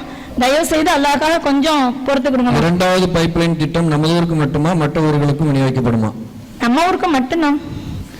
30 கோடி ரூபாய் ப்ராஜெக்ட். நியூ பைப்லைனுக்கு ரூபாய் 23,000 வரை கேட்கிறார்களே சரியா? மேலும் யார் 23,000 ரூபாய் கொடுத்தது? கேட்டது 23,000 ரூபாய் நீங்க கொடுத்ததுக்கு ரசீது தந்தாங்களா? நீங்க 5,500 ரூபாய் டிடி எடுத்து கொடுத்ததுக்கு ஒரு ரசீதும், அப்புறம் நீங்க வந்து அந்த எல்லாத்துக்கும் உங்களுக்கு ரசீது வாங்கினீங்களா? கண்டிப்பா 23,000 ரூபாய் நீங்க செலவு பண்ணதுக்குள்ள ரசீது நகராட்சி சைன் பண்ணி சீல் போட்ட ரசீது உங்க கையில இருக்குதா? இல்லைன்னு சொன்னா யார்கிட்ட 23,000 ரூபாய் கொடுத்தேன்னு சொல்லுங்க, நம்ம ஆக்ஷன் எடுப்போம் கண்டிப்பா. பாவம் ஏழை எளிய மக்கள் கஷ்டப்பட்டவங்க. நீங்க பாருங்க எத்தனையோ ஏழை எளிய மக்கள் தண்ணியே வராம 50 ரூபாய் கட்டிட்டு அவங்களுடைய வரி பணம் எல்லாத்தையும் சேர்த்து இவங்க ஆட்ட போடணும்னு நினைக்கிறாங்க. மேலும் புது கனெக்ஷன் ஜாயின் கொடுக்கும் போது 4 பேர் நின்று கொண்டு தலா 500 ரூபாய் வீதம் மொத்தம் 2,000 ரூபாய் தாருங்கள் என்கிறார்கள். பைப் ரிப்பேருக்கு 2,000 முதல் 4,000 ரூபாய் கேட்கிறார்கள். பைப் ரிப்பேர் ஒர்க் பண்ணன்னு சொன்னா நீங்க 150 ரூபாய் நகராட்சியில பணம் கட்டிட்டு அந்த தோண்டி பார்க்கறதுக்குள்ள கூலியை வந்து நம்மள கொடுக்க சொல்லுவாங்க. அப்படித்தானே வாங்கி கொடுத்துக்கிறாங்க. பைப் லைன் ரிப்பேர் பார்க்குறவங்களுக்கு தான் கூலி வாங்கி கொடுத்துக்கிறாங்க. அதை தவிர வேற எக்ஸ்ட்ராவா காசு கேட்டு வாங்கினாங்களா? நான் சொல்ல எதுவும் இல்லை. குறை முடிஞ்சு எல்லாத்துல கொஸ்டின் வந்துட்டான்னு ஒரு தடவை செக் பண்ணிக்கிடுங்க. யாரையும் வராம இருந்துச்சுன்னா நீங்க மைக்கை தரம் கேட்டுருங்க. நீங்கள் பர்சனலாக கேட்டிருக்கிறாங்க. அஸ்ஸலாமு அலைக்கும் சேர்மன் ஆபிதா அவர்களே, நீங்கள் பதவியில் இருக்கும்போது காலை மதியம் இரவு எப்போது சாப்பிடுவீர்கள்? எப்போது சாப்பிடுவீர்கள்? உண்மையில சொல்லணும், நான் சேர்மன் ஆன பிறகு எனக்கு சாப்பாடு எல்லாம் டீ தான். காலையில நகராட்சிக்கு போனா ஈவினிங் வரைக்கும் ஒரு 4 டீ கொடுப்போம். இதுக்குரிய கேள்வி எங்க அம்மா கிட்ட கேட்டா நல்ல பதில் சொல்லுவாங்க. ஏன்னா நேற்றுக்கு எங்க அம்மா ப்ரிப்பேர் பண்ணி வச்சிருக்காங்க.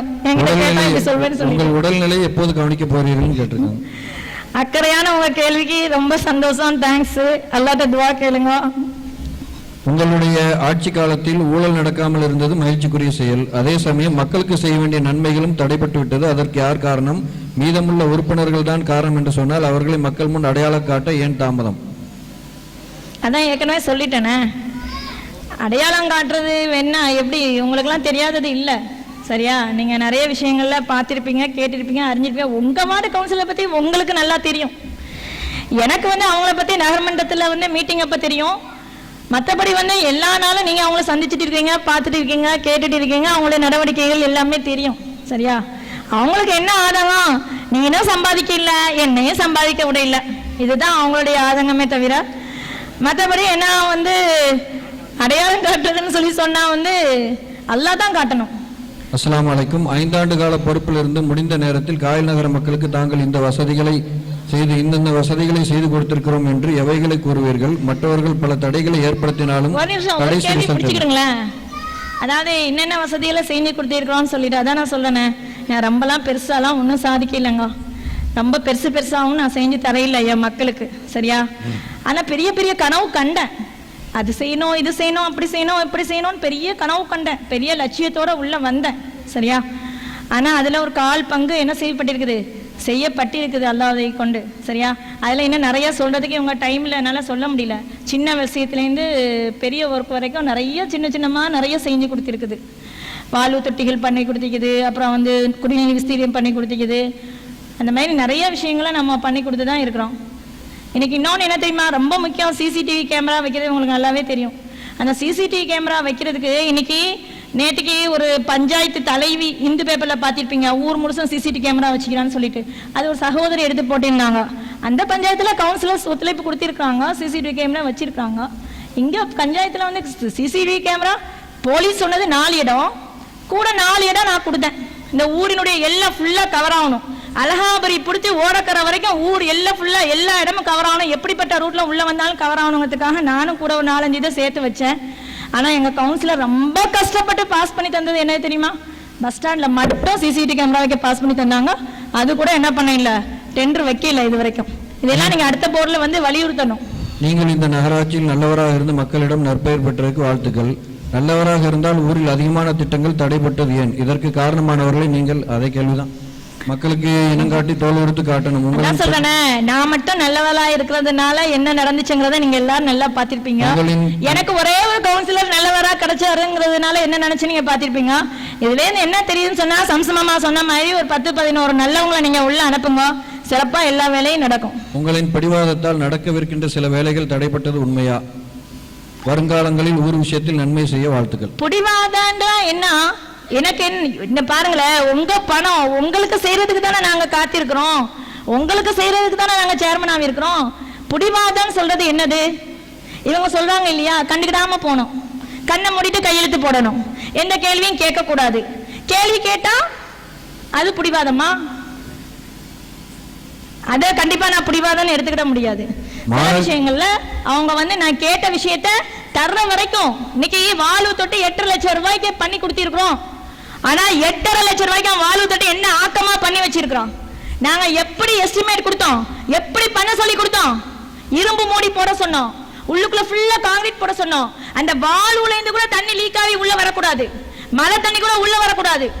இன்னைக்கு எப்படி வாழ்வு தொட்டி போட்டு வச்சுக்கலாம், சும்மா கண் தொடப்புக்கு 8 லட்சம் ரூபாய் கவுன்சில்ல வைக்கவே முடியாதுன்ட்டு கெஞ்சினா. இப்ப கடைசியில வந்து எம்புக்க கொண்டுட்டு வாண்டேன், கொண்டுட்டு வரல, முடியாது போ. இன்னைக்கு வரைக்கும் அந்த வாழ்வு தொட்டிக்கு பாஸ் பண்ணி கொடுக்கல. இதுக்கு பேர் பிடிவாதமா சொல்லுங்க? உங்க வரிப்பணத்தை காப்பாத்துறதுக்காக, உங்க உரிமையை காப்பாத்துறதுக்காக, உங்களுக்கு தரமா கிடைக்கிறதுக்காக நான் ஃபைட் பண்ணா அதுக்கு பேரு நீங்க பிடிவாதம் வச்சுக்கிட்டீங்கன்னு சொன்னா அதுக்கு என்னால எந்த பதிலும் சொல்ல முடியாது. மனசாட்சிக்கு எதிராகவும் சட்டத்திற்கு எதிராகவும் கடந்த காலத்தில் செயல்படவில்லை என்று உங்களால் உறுதியாக கூற முடியுமா? எப்படி? மனசாட்சிக்கு எதிராகவும் சட்டத்திற்கு எதிராகவும் கடந்த காலத்தில் செயல்படவில்லை என்று உங்களால் உறுதியாக கூற முடியுமா? இன்ஷா அல்லாஹ், அல்லாஹ் மிக பெரியவன். அது நான் சட்டத்துக்கு எதிராக நான் நடக்கையில, மனசாட்சிக்கு எதிராக நடக்கையிலன்னு மக்கள் தெரிஞ்சு இப்படி ஒரு அவார்டை கொடுத்துக்கிறாங்க. ஆனா எல்லாத்துக்கும் மேல நான் எப்படி பட்டம் வாங்குறது வந்து என்ன படைச்சு என் கல்ப அறிஞ்ச அந்த ரப்புக்கு மட்டும்தான் தெரியும். சரியா? அதனாலதான் நல்ல ஆட்சியாளருடைய துவாவை அல்லாஹ் அங்கீகரிப்பான்னு சொல்லும் போது கூட நான் அல்லாஹ்ட்ட என்ன துவா கேட்பேன், நான் நல்ல ஆட்சியாளரா இருக்கிறேன் அப்படிங்கிறது உனக்கு மட்டும்தான் தெரியும். இந்த ஊர் என்ன வேணாலும் பேசட்டும், இன்னைக்கு இந்த அவார்டு கொடுத்துக்கிறாங்க, இவங்களுக்கு தெரியுமா? வெளி உலகத்துக்கு தெரியும். ஆனா என்னுடைய கல்ப அறிஞ்சவன் என்ன படைச்ச ரப்பு தான். சரியா? அதனால அவனுக்கு தெரியும், அதுக்கேற்றக்கூடிய கூலியை வந்து அல்லாஹ் எனக்கு தந்திருக்கிறான். அதனால வந்து நான் சட்டத்தையோ மனசாட்சியோ நான் மீறி நடக்க இல்லை அப்படிங்கிறது என் கல்பு அறிய, அல்லாஹ் அறிய நான் இந்த இடத்துல நான் சொல்லிக்கிறேன். புறம்போக்கு நிலத்தை ஆக்கிரமித்திருக்கும் நபர்களுக்கு எதிராக உங்களது நடவடிக்கை என்ன? புறம்போக்கு நிலத்தை பத்தி பேசணுண்டாவே 1 மணி நேரம் பேசணுங்க. இன்னைக்கு எந்த சேர்மனும் செய்யாத ஒரு விஷயம் இந்த போர்டில் பண்ணணும். என்ன தெரியுமா? நகராட்சிக்கு பாத்தியப்பட்ட புறம்போக்கு இடங்கள் இருக்குது, எல்லாம் ஆக்கிரமிப்புல இருக்குதுன்னு சொல்லிட்டு ஒரு லிஸ்ட்டை கொண்டு வந்து கொடுத்தாங்க. அது 1964 அந்த வருது. அப்படியே அந்த லிஸ்ட்ல வந்து உள்ளதை வச்சு தேடி கண்டுபிடிச்சு அந்த புறம்போக்கு நிலங்கள்லாம் எடுத்து இன்னைக்கு வந்து ரத்னாபுரியில ஒரு 3 ஏக்கர் இன்னைக்கு கேஸ் நடந்துட்டு இருக்குது, இந்த எக்ஸ்சேஞ்ச் பக்கத்துல இந்த சைட்ல. அப்புறம் வந்து சுண்ணாம்பு சூழ வச்சுட்டீங்க 392/5ல், அதை இது பண்ணோம். இன்னைக்கு பயோகேஸ் சம்சமாமா சொன்ன மாதிரி 392 சூப்பர் இடங்க. 1958 எம்கேடிஎப்பா பீரியட்லயே அந்த இடத்துல நம்ம தளபதி ராமச்சந்திரன் அப்பா முத்து அண்ணாச்சி கொண்டு வந்துக்கிறாரு தீர்மானம். இடுகாடு சுடுகாடு அந்த இடத்துல வேணும்ட்டு. அப்போ இடுகாடு சுடுகாடுக்கு ஒதுக்குறது போக மீதி இடத்துல கம்போஸ்ட் யார்டா பயன்படுத்துங்கன்னு சொல்லிட்டு தீர்மானம் பாஸ் பண்ணி ஜில்லா கலெக்டருக்கு அனுப்பியிருக்காங்க. அதில் நம்ம MKTF கையெழுத்து போட்டு அந்த தீர்மானம் 1958 உள்ள தீர்மான காப்பி இருக்குது. அருமையான இடம் அந்த இடம், எந்த பிரச்சனையும் இல்லாம இடம். ரோடு போடுறதுக்கோ டிரான்ஸ்ஃபார்மர் அமைக்கிறதுக்கோ லைட் வசதி போல் எல்லாமே இருக்குது, நமக்கு செலவே கிடையாது. ஆனா அது என்ன பண்ணிட்டாங்க, பக்கத்துல ஒரு ஸ்கூல் இருக்குங்கிறதுக்காக அதை காரணம் காட்டி என்ன பண்ணிட்டாங்க, ரிஜெக்ட் பண்ணிட்டாங்க. இந்த பயோகேஸ் அந்த குப்பை கொட்டுற இடம் விஷயமா ஒரு சின்ன தகவல். நகராட்சியில் அவங்க கூட நம்மளும் அந்த கவரேஜுக்கு போன வச்சு அந்த குப்பை கொட்டுறதுக்குள்ள இடத்துல இப்போ எரிஞ்சிட்டு இருக்கிற இடம் வந்து மக்களுக்கு புகை வருதான், உயிரோடு இருக்கிறவங்களுக்கு கஷ்டம்.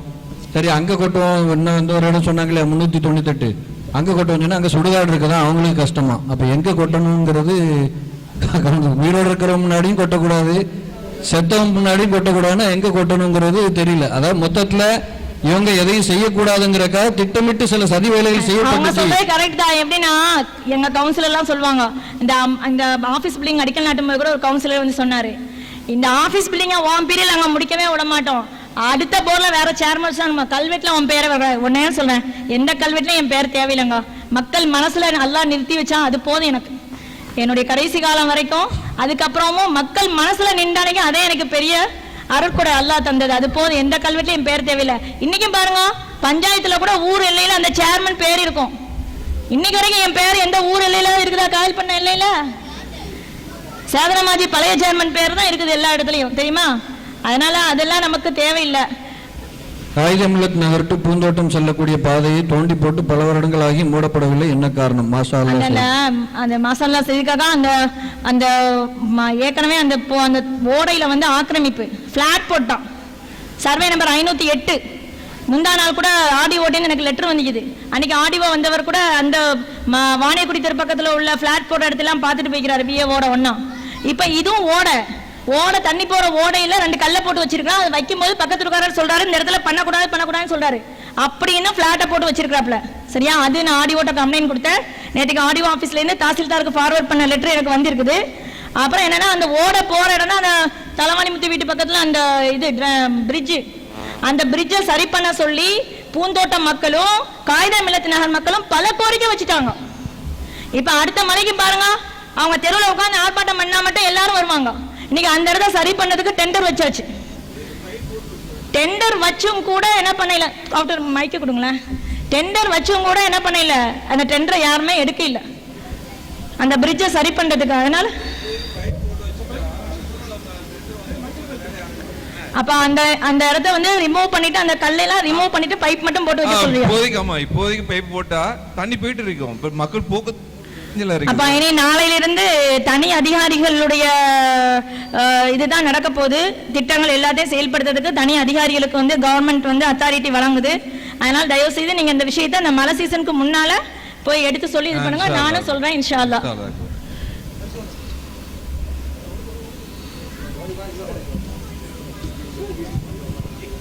10வது வார்டுக்கு உட்பட்ட பகுதியில் சுமார் 8 லைன்கள் சட்டத்திற்கு புறம்பாக உள்ளதாக நீங்கள் பேசிய தொடர்பாக விளக்கம் தேவை. அந்த விஷயமாக நீங்கள் வார்டுக்கு சென்ற போது கவுன்சிலர் உடன் வரவில்லை என்று ஒரு குற்றச்சாட்டு இருக்கிறது, சம்பந்தமாக விளக்கம் தான். அம்மா அலியாத்தூர்லேருந்து ஃபோன் வந்துச்சு, 10வது வார்டு அலியாத்தூர்லேருந்து ஃபோன் வந்துச்சு. அதாவது வந்து இந்த மாதிரி தண்ணி பிரச்சனைன்னு சொல்லிட்டு போனோம். தாய்மார்களும் ரோட்டில் வந்து நின்று சொன்னாங்க. கவுன்சிலருக்கு ஃபோன் பண்ணோம், கவுன்சிலர் ஃபோன் எடுக்கல, நான் பண்ணி எடுக்கல, அவங்க பண்ணி எடுக்கல. அப்போ ஃபிட்டர் வர்றாரு, ரொம்ப கஷ்டப்பட்டு தான் வந்தார். ஃபிட்டர் நீங்கள் வரலன்னா நான் தாயம்பள்ளி சந்திப்பில் பொதுமக்களோட போய் பொம்பளைகளோட போய் உட்காந்துருன்னு சொல்லியாச்சு. அதுக்கப்புறம் தான் அவர் கிளம்பி வந்தார். வந்து அவர் வந்து 8 பிரிவு இருக்குது இங்கே எல்லா விஷயத்தையும் சொன்னார். அப்போ வந்து என்ன பண்ணாங்கன்னு சொன்னால், இதில் என்னென்னா முக்கியமான விஷயம் என்னென்னா, பெரிய பெரிய ஆட்கள்லாம் கல்லலைன்னு எடுத்து வச்சுக்கிறது தான் பெரிய வேதனையான விஷயம். அதை நான் பல தடவை சொல்லிட்டேன். அவங்கவுங்களாம் அல்லா ரசூலுக்கு போயிருந்து அதை லீகலாக மாற்றிக்கிறதுக்கு முன் வரணும், இல்லைன்னு சொன்னால் அந்த கனெக்ஷனை கட் பண்ணுறதுக்கு வரணும், அல்லாஹ்க்கு பயந்து. 13வது வார்டு ஜெயிலானி நகரில் ரோடு போடாததற்கு என்ன காரணம்? ஜெயிலானி நகர் கவுன்சிலர் இங்கே உட்கார்ந்துருக்காங்க. 43 ரோடுல வந்து இவங்க ரோடு வைக்கல, அது வேற விஷயம். இப்போ 1வது தெருவும் 2வது தெருவும் அவர் அஜெண்டால வச்சாப்ல, அதை கேன்சல் பண்ணிட்டாங்க. ஆமா, 43 ரோடுக்கு முடிவு வந்தா தான் இவங்களுக்குலாம் ரோடு வரும்னு சொல்லிட்டு எப்ப ரோடு வச்சாலும் ரத்து இப்படிதான் சத்தம் போடுவாங்க. நீங்களாம் கவுன்சில் மீட்டிங் வந்தா பாத்திப்பீங்க, ரோடு தீர்மானம் அடுத்தாப்புல தான் வரும். நம்ம கூட படிச்சு பார்த்திக்க மாட்டோம். ரத்துன்னு ஒரு கத்து ஒரு சத்தம் கேட்கும், பார்த்தா அடுத்தாப்புல ரோடு இருக்கும். அந்த மாதிரி ரோடு தீர்மானத்தையும் அவங்க என்ன செஞ்சுட்டாங்க, கேன்சல் பண்ணிட்டாங்க எல்லாத்தையுமே. வார்டு கவுன்சிலர்களுக்கு மாத ஊதியம் வெறும் 500 மட்டும்தான் என்று கேள்விப்பட்டோம். அது உண்மையா? உண்மை என்றால் இந்த அளவு அவங்களுக்கு போதாது தானே, அதை உயர்த்தி கொடுத்தால் என்ன? வார்டு கவுன்சிலருக்கெல்லாம் வந்து சேர்மனுக்கெல்லாம் சம்பளமே கிடையாதுங்க. மீட்டிங் நடந்தா, அதுவும் சிறப்பு கூட்டத்துக்கெல்லாம் மீட்டிங் ஃபண்டு தரவே மாட்டாங்க. சாதாரண மீட்டிங்க்கு மட்டும் மீட்டிங் நடந்தா 600 ரூபா, 500 ரூபா இருந்துச்சு, இப்போ 600 ரூபா. சேர்மனுக்கு என்னன்னா வந்து சேர்மன் நகராட்சி வண்டியை பயன்படுத்துறதுனால நமக்கு அந்த ஃபண்டும் கிடையாது, 600 ரூபாயும் கிடையாது, ஒரு பைசா சம்பளம் கிடையாது. எதுக்கு ஆசைப்பட்டு வருவாங்கன்னு சொன்னா வந்து கிம்பளத்துக்கு ஆசைப்பட்டு வர்றதுதான், இந்த பதவிக்கு வர்றதுதான் அதிகம். நீங்க இந்த நகராட்சியில தலைவருக்கு கார் வேணும்னு ஒரு வாகனம் தேவைன்னு சொன்னது, அதை பத்தி ஒரு விளக்கம் கொடுத்துருங்க. கார் இல்லாதனால எவ்வளோ விஷயங்கள். போன தடவை தண்ணி பிரச்சனையெல்லாம் காணவில்லைலாம் நோட்டீஸ் அடிச்சாங்க, நீங்கெல்லாம் பார்த்துருப்பீங்க தெரியுமா? மழை பெஞ்சனா விடிய விடிய தூங்காமல் உட்காந்துட்டு இருந்துட்டு எப்போ விடியோன்னு பார்த்துட்டு இருந்து அதிகாரிகளுக்கு ஃபோன் பண்ணி வண்டி கேட்டால் வண்டி தரதே இல்லை, கமிஷனர் எடுத்துகிட்டு போயிடுவார். கெஞ்சி கேட்டால் கூட அவர் ஃபோன் எடுக்க மாட்டார். டிரைவருக்கு கேட்டால் நீங்கள் வந்து கமிஷனர்கிட்ட கேட்டுக்கிடுங்க பாரு, கமிஷனர் டிரைவர் போய் கேட்டால் உன் வேலையை பார்த்துட்டு போயிடறான்னு சொல்லிடுறது. இதே மாதிரி வந்து மழை சீசன்லேயும் சரி, மற்ற முக்கியமாக இப்போ லாஸ்ட் இப்போ முந்தா நாளே பாருங்க, சரி நமக்கு கடைசியா இன்னைக்கு தானே வண்டியை பயன்படுத்த போறோம். ஆமா, முந்தா நாள் தான் வந்துகிட்டு வெள்ளிக்கிழமை வந்துகிட்டு தூத்துக்குடிக்கு போறோம்னு சொன்னாங்க. நாராஜ் வண்டி கேட்டா வண்டி குடிக்கல. கடைசியில் வந்து எங்க சம்சமம்மா பஸ்ல போகலாமான்னு கேட்டாங்க. பஸ்ஸில் போகிறதுக்கெல்லாம் முடியல, 3 பேர் இதாக இருக்குது, அங்கேருந்து எப்படி போவீங்க, கலெக்டர் ஆஃபீஸுக்கு போகணும், அங்கே போகணும், இங்கே போகணும், பஸ்ஸில் போய் எப்படி போடுன்னு கேட்டாங்க. கடைசியில் அப்போ என்ன செய்ய, அப்போ 500 ரூபா தான் தாங்க அப்படின்னாங்க. கடைசியில் 500 ரூபா கொடுத்தீங்க, அது என்ன நம்மளுக்கு தெரியல. இப்போதைக்கு 500 ரூபா முன்னாடி பல ஆயிரக்கணக்கான ரூபா நம்ம வந்து நகராட்சி கவுண்ட்டு செலவு பண்ணியிருக்கிறோம். இது எந்த காலத்தில் யார் தந்திருக்கிறா? ரொம்ப தேங்க்ஸ் சமசமாக்கு. உண்மையில அன்னைக்கு 500 ரூபா நீங்க டீசல் போடுங்க, அப்புறம் போயிட்டு வந்து தருவோம். இதான் நிலைமைங்க. ஏங்க நாங்கெல்லாம் நகராட்சியில் சம்பாதிச்சுட்டா இருக்கிறோம், எங்க மாப்பிள்ளை என்ன தராலோ அதை வச்சுதான் நாங்க செலவு பண்ண முடியும். அப்படிங்கும்போது வந்து 1500 ரூபா 2000 ரூபா ஒரு காருக்கு கொடுத்து போயிட்டு வர சூழ்நிலையா இருக்கிறோம்.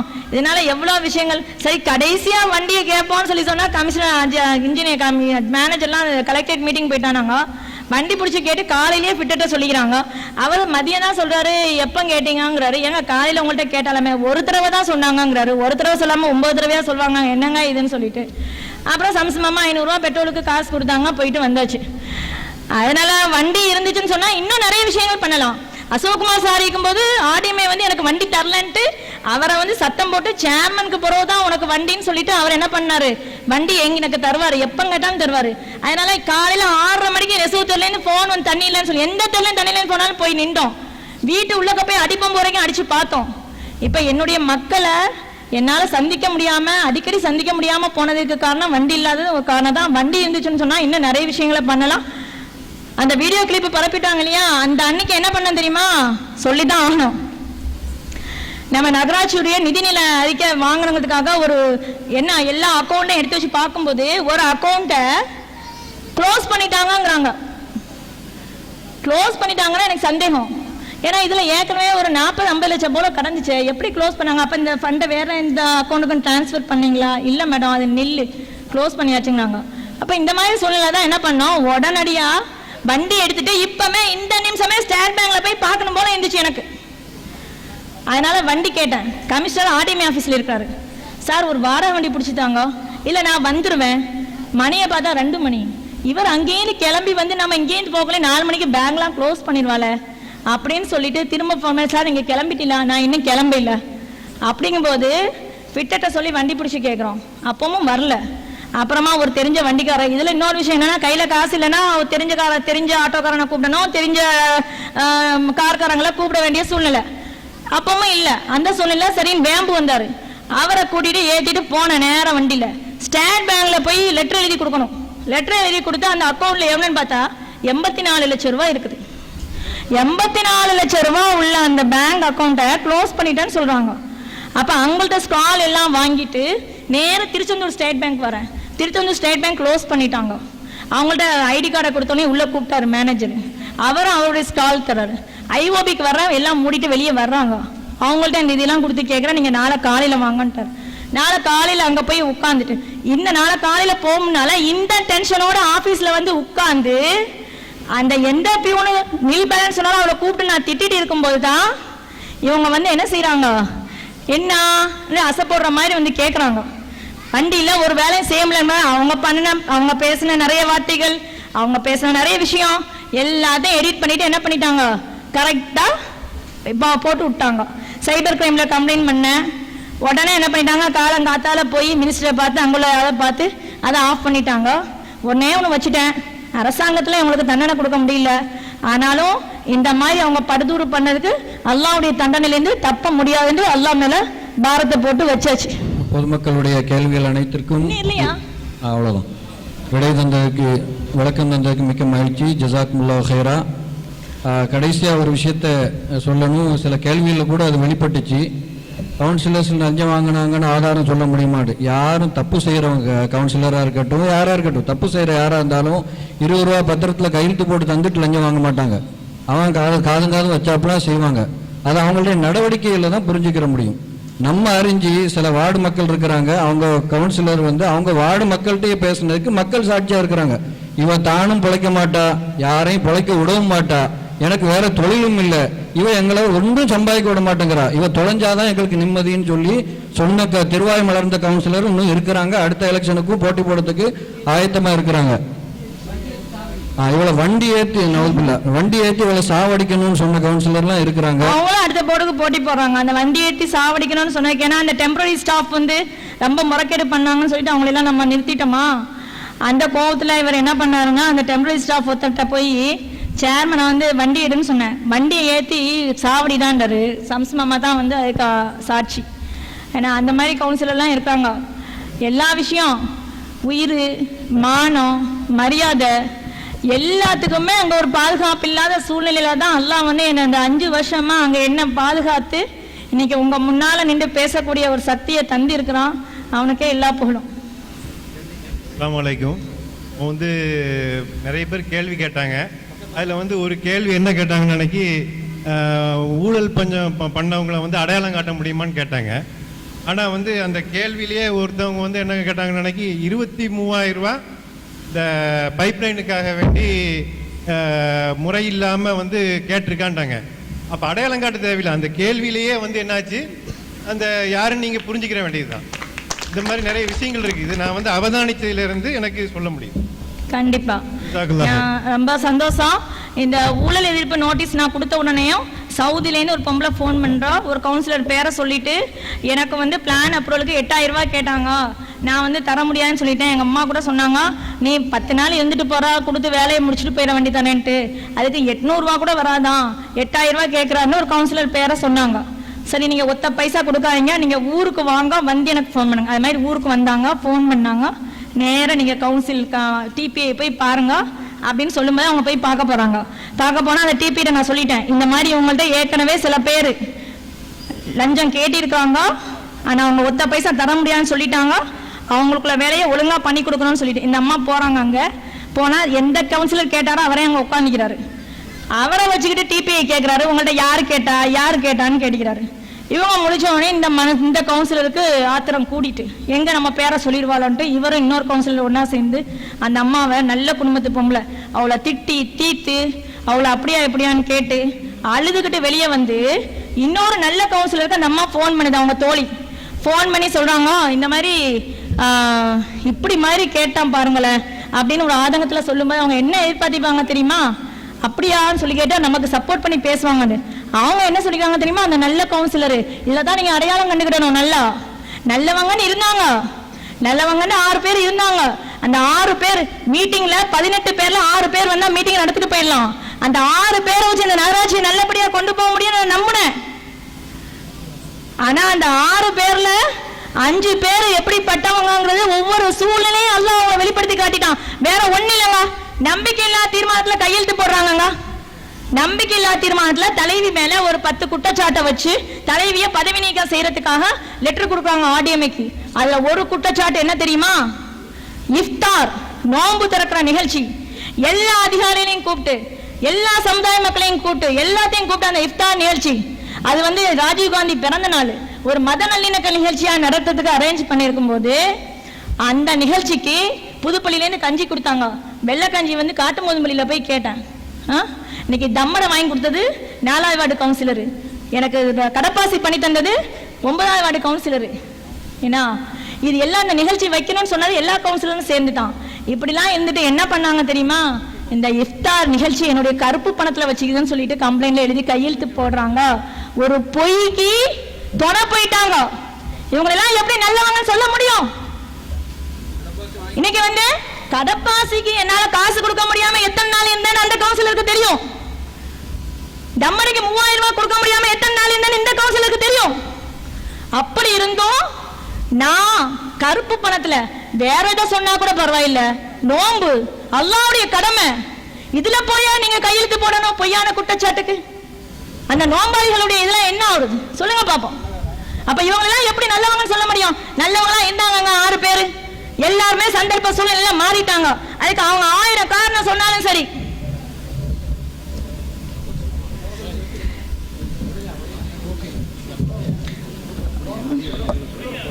யாருக்கு யாருக்கு போன் வருது? 11 மணி ஆயிட்டுங்க. எல்லாரும் பொம்பளைங்க கூட பாருங்களேன் சேம உட்காந்துக்கிறாங்க. இந்த சூழ்நிலையில என்னுடைய இந்த கடைசி நேரம், என்னுடைய சேர்மனா என்னுடைய கடைசி நேரத்தை நான் உங்க எல்லாத்துட்டையும் நான் விடை பெற்றுக் கொள்றேன். என்னைக்கும் உங்களோட நான் இருப்பேன் இன்ஷா அல்லாஹ். உங்களில் ஒருத்தியா இருப்பேன். உங்களுடைய எல்லா பிரச்சனைகளுக்கும் உங்களோட ஒத்துழைப்பு தர ஒரு தலைவியா இல்ல, உங்களில் ஒருத்தியா நான் நிச்சயமா இருப்பேன்னு இந்த நேரத்தில் நான் சொல்லிக்கிறேன். இதே மாதிரி உள்ள ஒரு அரேஞ்ச்மெண்ட்டை எந்த ஜமாத்துல, எந்த அமைப்புல, எந்த குழுமத்துல நீங்க ஏற்பாடு பண்ணி என்னை கூப்பிட்டு கேள்வி கேட்டா கூட மக்கள்கிட்ட சொல்றதுக்கு தயாரா இருக்கிறேன் இன்ஷா அல்லாஹ். அது மட்டும் இல்லாம இந்த நல்ல நிகழ்ச்சியை ஏற்பாடு பண்ணி தந்து அன்னைக்கு ஃபர்ஸ்ட் நிகழ்ச்சி எனக்கு இவங்க தான் வச்சாங்க. அந்த ஃபர்ஸ்ட் இஸ் பெஸ்ட்ங்கிற மாதிரி அவங்க ஆரம்பிச்சு வச்ச அந்த தொடக்கம் இன்னைக்கு 5 ஆண்டுகள்ல அவங்க என்ன செய்யறாங்க, முடிச்சு வைக்கிறாங்க. அவங்களுக்கு என்னுடைய மனமார்ந்த நன்றிகளை நான் தெரிவித்துக் கொள்றேன். இதே மாதிரி வந்து நீங்க கவுன்சிலர்ஸ் எல்லாம் கூப்பிட்டு வச்சு என்னையும் கூப்பிட்டு வச்சு டிபேட் வச்சா கூட நாங்க பேசுறதுக்கு தயாரா தான் இருக்கிறோம். என்னுடைய சிம்பிள் திறந்த புத்தகம், 5 வருஷமா எந்த ஒளிவு மறையும் இல்லை, திறந்த புத்தகமாவே என்னுடைய இந்த நகராட்சி வாழ்க்கையை முடிச்சு உங்க எல்லார்கிட்ட விடைபெறுகிறேன். எனக்காக எத்தனையோ மக்கள் வெளி உலகத்துக்கு தெரியாம அல்லும் பகலும் துவா கேட்டுட்டு இருந்தவங்க எத்தனையோ கஷ்டப்பட்ட மக்கள் இருக்கிறாங்க, ஏழை மக்கள் இருக்கிறாங்க. என்ன கேட்கறாங்க, நாங்க யார்கிட்ட போய் நாங்க சொல்லுவோம், நாங்க யார்கிட்ட போன் பண்ணி பேசுவோம், நாங்க யார்கிட்ட இதே மாதிரி போய் அணுகுவோம் அப்படின்னு சொல்லிட்டு கேட்கிற ஏழை எளிய மக்கள்லாம் இருக்காங்க. நாங்க எல்லாத்துக்கும் எனக்கு என்ன ஒரு வருத்தம் சொன்னா, நிறைய விஷயங்கள் பண்ணணும்னு நினைச்சு உங்களுக்கு பண்ணித்தர முடியலையேங்கிற ஒரு ஆதங்கம் இருக்குது. இருந்தாலும் அல்லாஹ் வந்து அடுத்த போர்டில் உங்களுக்கு அது எல்லாத்தையும் சிறப்பாக்கி தருவான். இப்படி மாதிரி ஒரு சந்தர்ப்பத்தை தந்து உங்க முன்னால ஒரு கரைப்படியாத கரங்களுக்கு ஒரு சொந்தக்காரியா என்னை ஆக்கி வச்ச எல்லாம் இல்ல ரப்புல் ஆலமீனுக்கு இந்த நல்ல நேரத்துல நன்றி தெரிவிச்சுக்கிட்டு, இவ்வளோ நேரம் அமைதியா எங்க மீரா மாமா இன்னைக்குதான் அநேகமா என் பேச்சை கேட்போம்னு நினைக்கிறேன். அவங்களுக்கு தெரியும் நான் படுற கஷ்டம், எங்க வீட்டுல உள்ள ஒவ்வொருத்தவங்களுக்கும் தெரியும். ஆனா எல்லாத்துக்கும் மேல என் மக்களும் உணர்ந்திருக்காங்க. அல்லாஹ்வுடைய உதவி கொண்டு அத்தனை கஷ்டத்தையும் அத்தனை பிரச்சனையும் அத்தனை இருப்பையும், ஆனா ஒன்னே ஒண்ணு, அல்லாஹ் எந்த ஆதிக்க சக்திக்கும் அல்லாஹ் என்ன அடிப்பணிய வைக்கல, கடைசி வரைக்கும் அல்லாஹ் என்ன அடிப்பணிய வைக்கல. அந்த ரப்புக்கு இந்த நேரத்துல நான் நன்றி சொல்லுறேன். நான் எப்படி தலை நிமிர்ந்து வந்தனோ இந்த நகராட்சிக்குள்ள, அதே மாதிரி நான் தலை நிமிர்ந்து உங்க எல்லாத்தையும் நான் விடை பெற்றுட்டு போறேன். நான் இன்ஷா அல்லாஹ் எந்த ஆதிக்க சக்தியும் அல்லாஹ் என்ன அடிப்பணிய வைக்கல, எந்த சூழ்ச்சிக்கும் என்ன பணிய வைக்கல. அல்லாஹ் எல்லா சூழ்ச்சியும் எல்லா கஷ்டமான சூழ்நிலையும் எல்லா விதமான நேரத்திலையும் அல்லாஹ் அதை எதிர்த்து போராடக்கூடிய சக்தியை தந்த அல்லாஹ்க்கே புகழ் அனைத்தும். உங்க எல்லாத்துலேருந்து நான் விடைபெறேன். அஸ்ஸலாமு அலைக்கும் வரஹ்மத்துல்லாஹி வபரகாத்துஹு. சூழ்ச்சி செய்த ஆதிக்க சக்திகள் அல்லாஹ் தஆலா கொஞ்சம் கொஞ்சமா நகைச்சுவைக்குரியவர்களாகவும் ஆக்கிட்டு வர்றான். ஜஸாக்கல்லா ஹைரா. ஒரு நீண்ட விளக்க உரை மற்றும் உடைய அடுக்கடுக்கான கிட்டத்தட்ட 23 கேள்விகள் கேட்டிருந்தீங்க. 23 கேள்விகளையும் வாசித்து சுருக்கமான தெளிவான பதிலை தந்திருக்கிறாங்க. உங்களின் சார்பாகவும் மெகா நிர்வாகத்தின் சார்பாகவும் நம்ம நகரமன்ற தலைவர் ஆபிதா ஷேக் அவர்களுக்கு நெஞ்சார்ந்த நன்றி சமர்ப்பித்துக் கொள்கிறோம். ஜஸாக்கல்லா ஹைரா. ஒரே நிமிஷம் நன்றி உரை இத்தனை இருந்திருக்கீங்களே, நன்றி உரை கஃபாரா ஓய்ட்டு நம்ம போவோம் இன்ஷா அல்லாஹ். அடுத்ததாக நன்றி உரை நம்முடைய மெகாவுடைய செயலாளர் 48 புகாரி அக்கா அவர்கள்.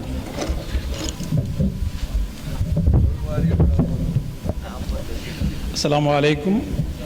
நிறைவான அருளன்பின் இறைவேகன் அல்லாஹ்வின் திருப்பூர் போட்டியை துவக்குகின்றேன்.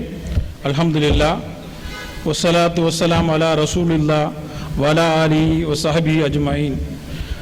காயல்பட்டினம் மக்கள் உரிமை நிலைநாட்டல் அண்ட் வழிகாட்டு அமைப்பு, mass empowerment and guidance association mega அமைப்பின் சார்பில் பொது வாழ்வில் நேர்மை எனும் தலைப்பில் நடத்தப்படும் இச்சிறப்புமிக்க பொதுமக்கள் சந்திப்பு அண்ட் பாராட்டு விழாவில் முன்னிலை வகித்துள்ள நகர பிரமுகர்களே, இவ்விழாவில் ஏற்புரையாற்றி தம் நேர்மையான செயல்பாடுகளுக்காக பாராட்டுக்களையும் விருதையும் பெற்று அமர்ந்திருக்கும் நேர்மையின் சிகரங்களாம் எம் காயல்பதியின் நகர்மன்ற தலைவர் சகோதரி ஐ ஆபிதா ஷேக் பிஎஸ்சி பிஎட் அவர்களே, 13ஆம் வார்டு நகர்மன்ற உறுப்பினர் சகோதரர் அல்ஹாஜ் எம்எஸ்எம் சம்சுதீன் அவர்களே, முன்னிலை வகித்துள்ள நகர பிரமுகர்களே, பெரியோர்களே, சகோதர சகோதரிகளே, உங்கள் அனைவருக்கும் அஸ்ஸலாமு அலைக்கும் வரஹ்மத்துல்லாஹி வபரகாத்துஹு.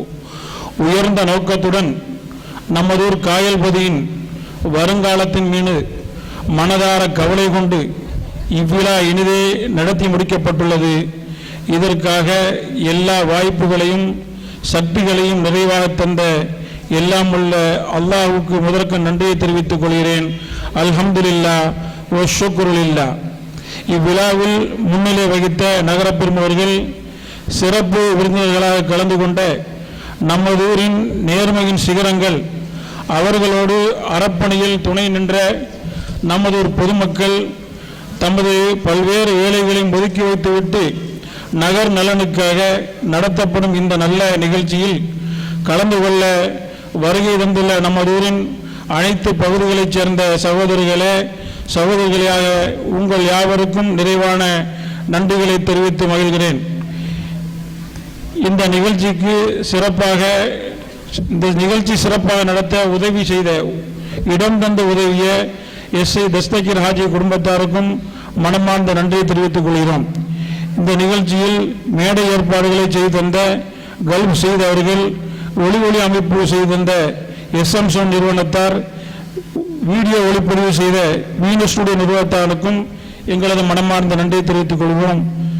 இதுவரை அமைதியாக இருந்து இந்நிகழ்ச்சி சிறப்பாக நடத்த உதவிய அனைத்து மக்களுக்கும் மனமார்ந்த நன்றியை தெரிவித்துக் கொள்கிறோம். இந்நிகழ்ச்சிக்காக பொருளாதார உடல் ஒத்துழைப்புகளை வழங்கிய, நிறைவாக வழங்கிய அனைத்து நல்லுள்ளங்களுக்கும் நெஞ்சம் நிறைந்த நன்றிகளை தெரிவித்துக் கொள்வோம். இதில் விடுபட்டு யாரும் இருப்பின் அவர்களுக்கும் மெகா அமைப்பின் சார்பில் நிறைவான நன்றிகளை உரிமையுடன் தெரிவித்து நிறைவு செய்கிறேன். இவ்வுயரிய நிகழ்ச்சி நம் நகரின் வருங்காலத்தை ஒளிமயமாக்க வித்திடும் நிகழ்ச்சியாக அமைந்திட எல்லாம் வல்ல அல்லாஹ் உளமாற வேண்டி துவா செய்து நிறைவு செய்கிறேன். வஸ்ஸலாமு அலைக்கும் வரஹ்மத்துல்லாஹி வபரகாத்துஹு. ஜஸாக்கல்லாஹ் ஹைரா. இந்த மெகா அமைப்பு இனி வருங்காலத்தில் கல்வி, வேலைவாய்ப்பு, மருத்துவம், இது சம்பந்தமான ஊருடைய அனைத்து நலன்களிலும் இன்ஷா அல்லாஹ் ஈடுபடும் என்பதை மகிழ்ச்சியோடு அறிய தருகிறோம். சுப்ஹானக அல்லாஹும்ம வ பிஹம்திக அஷ்ஹது அல்லா இலாஹ இல்லா அன்த அஸ்தக்ஃபிருக வ அத்தூபு இலைக். அஸ்ஸலாமு அலைக்கும் வரஹ்மத்துல்லாஹி வபரகாத்துஹு.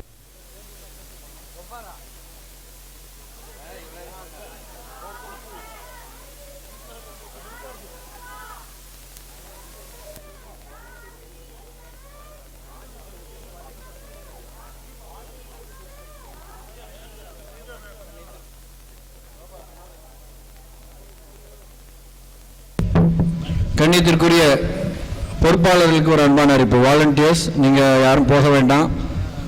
ஒரு சின்ன கலந்தாலோசனை, அதுக்கு பிறகு உடனடியாக சென்று விடலாம் இன்ஷா அல்லாஹ். ஆண் பெண் பொறுப்பாளர்கள் இங்கே இருக்குமாறு கேட்டுக்கொள்கிறோம்.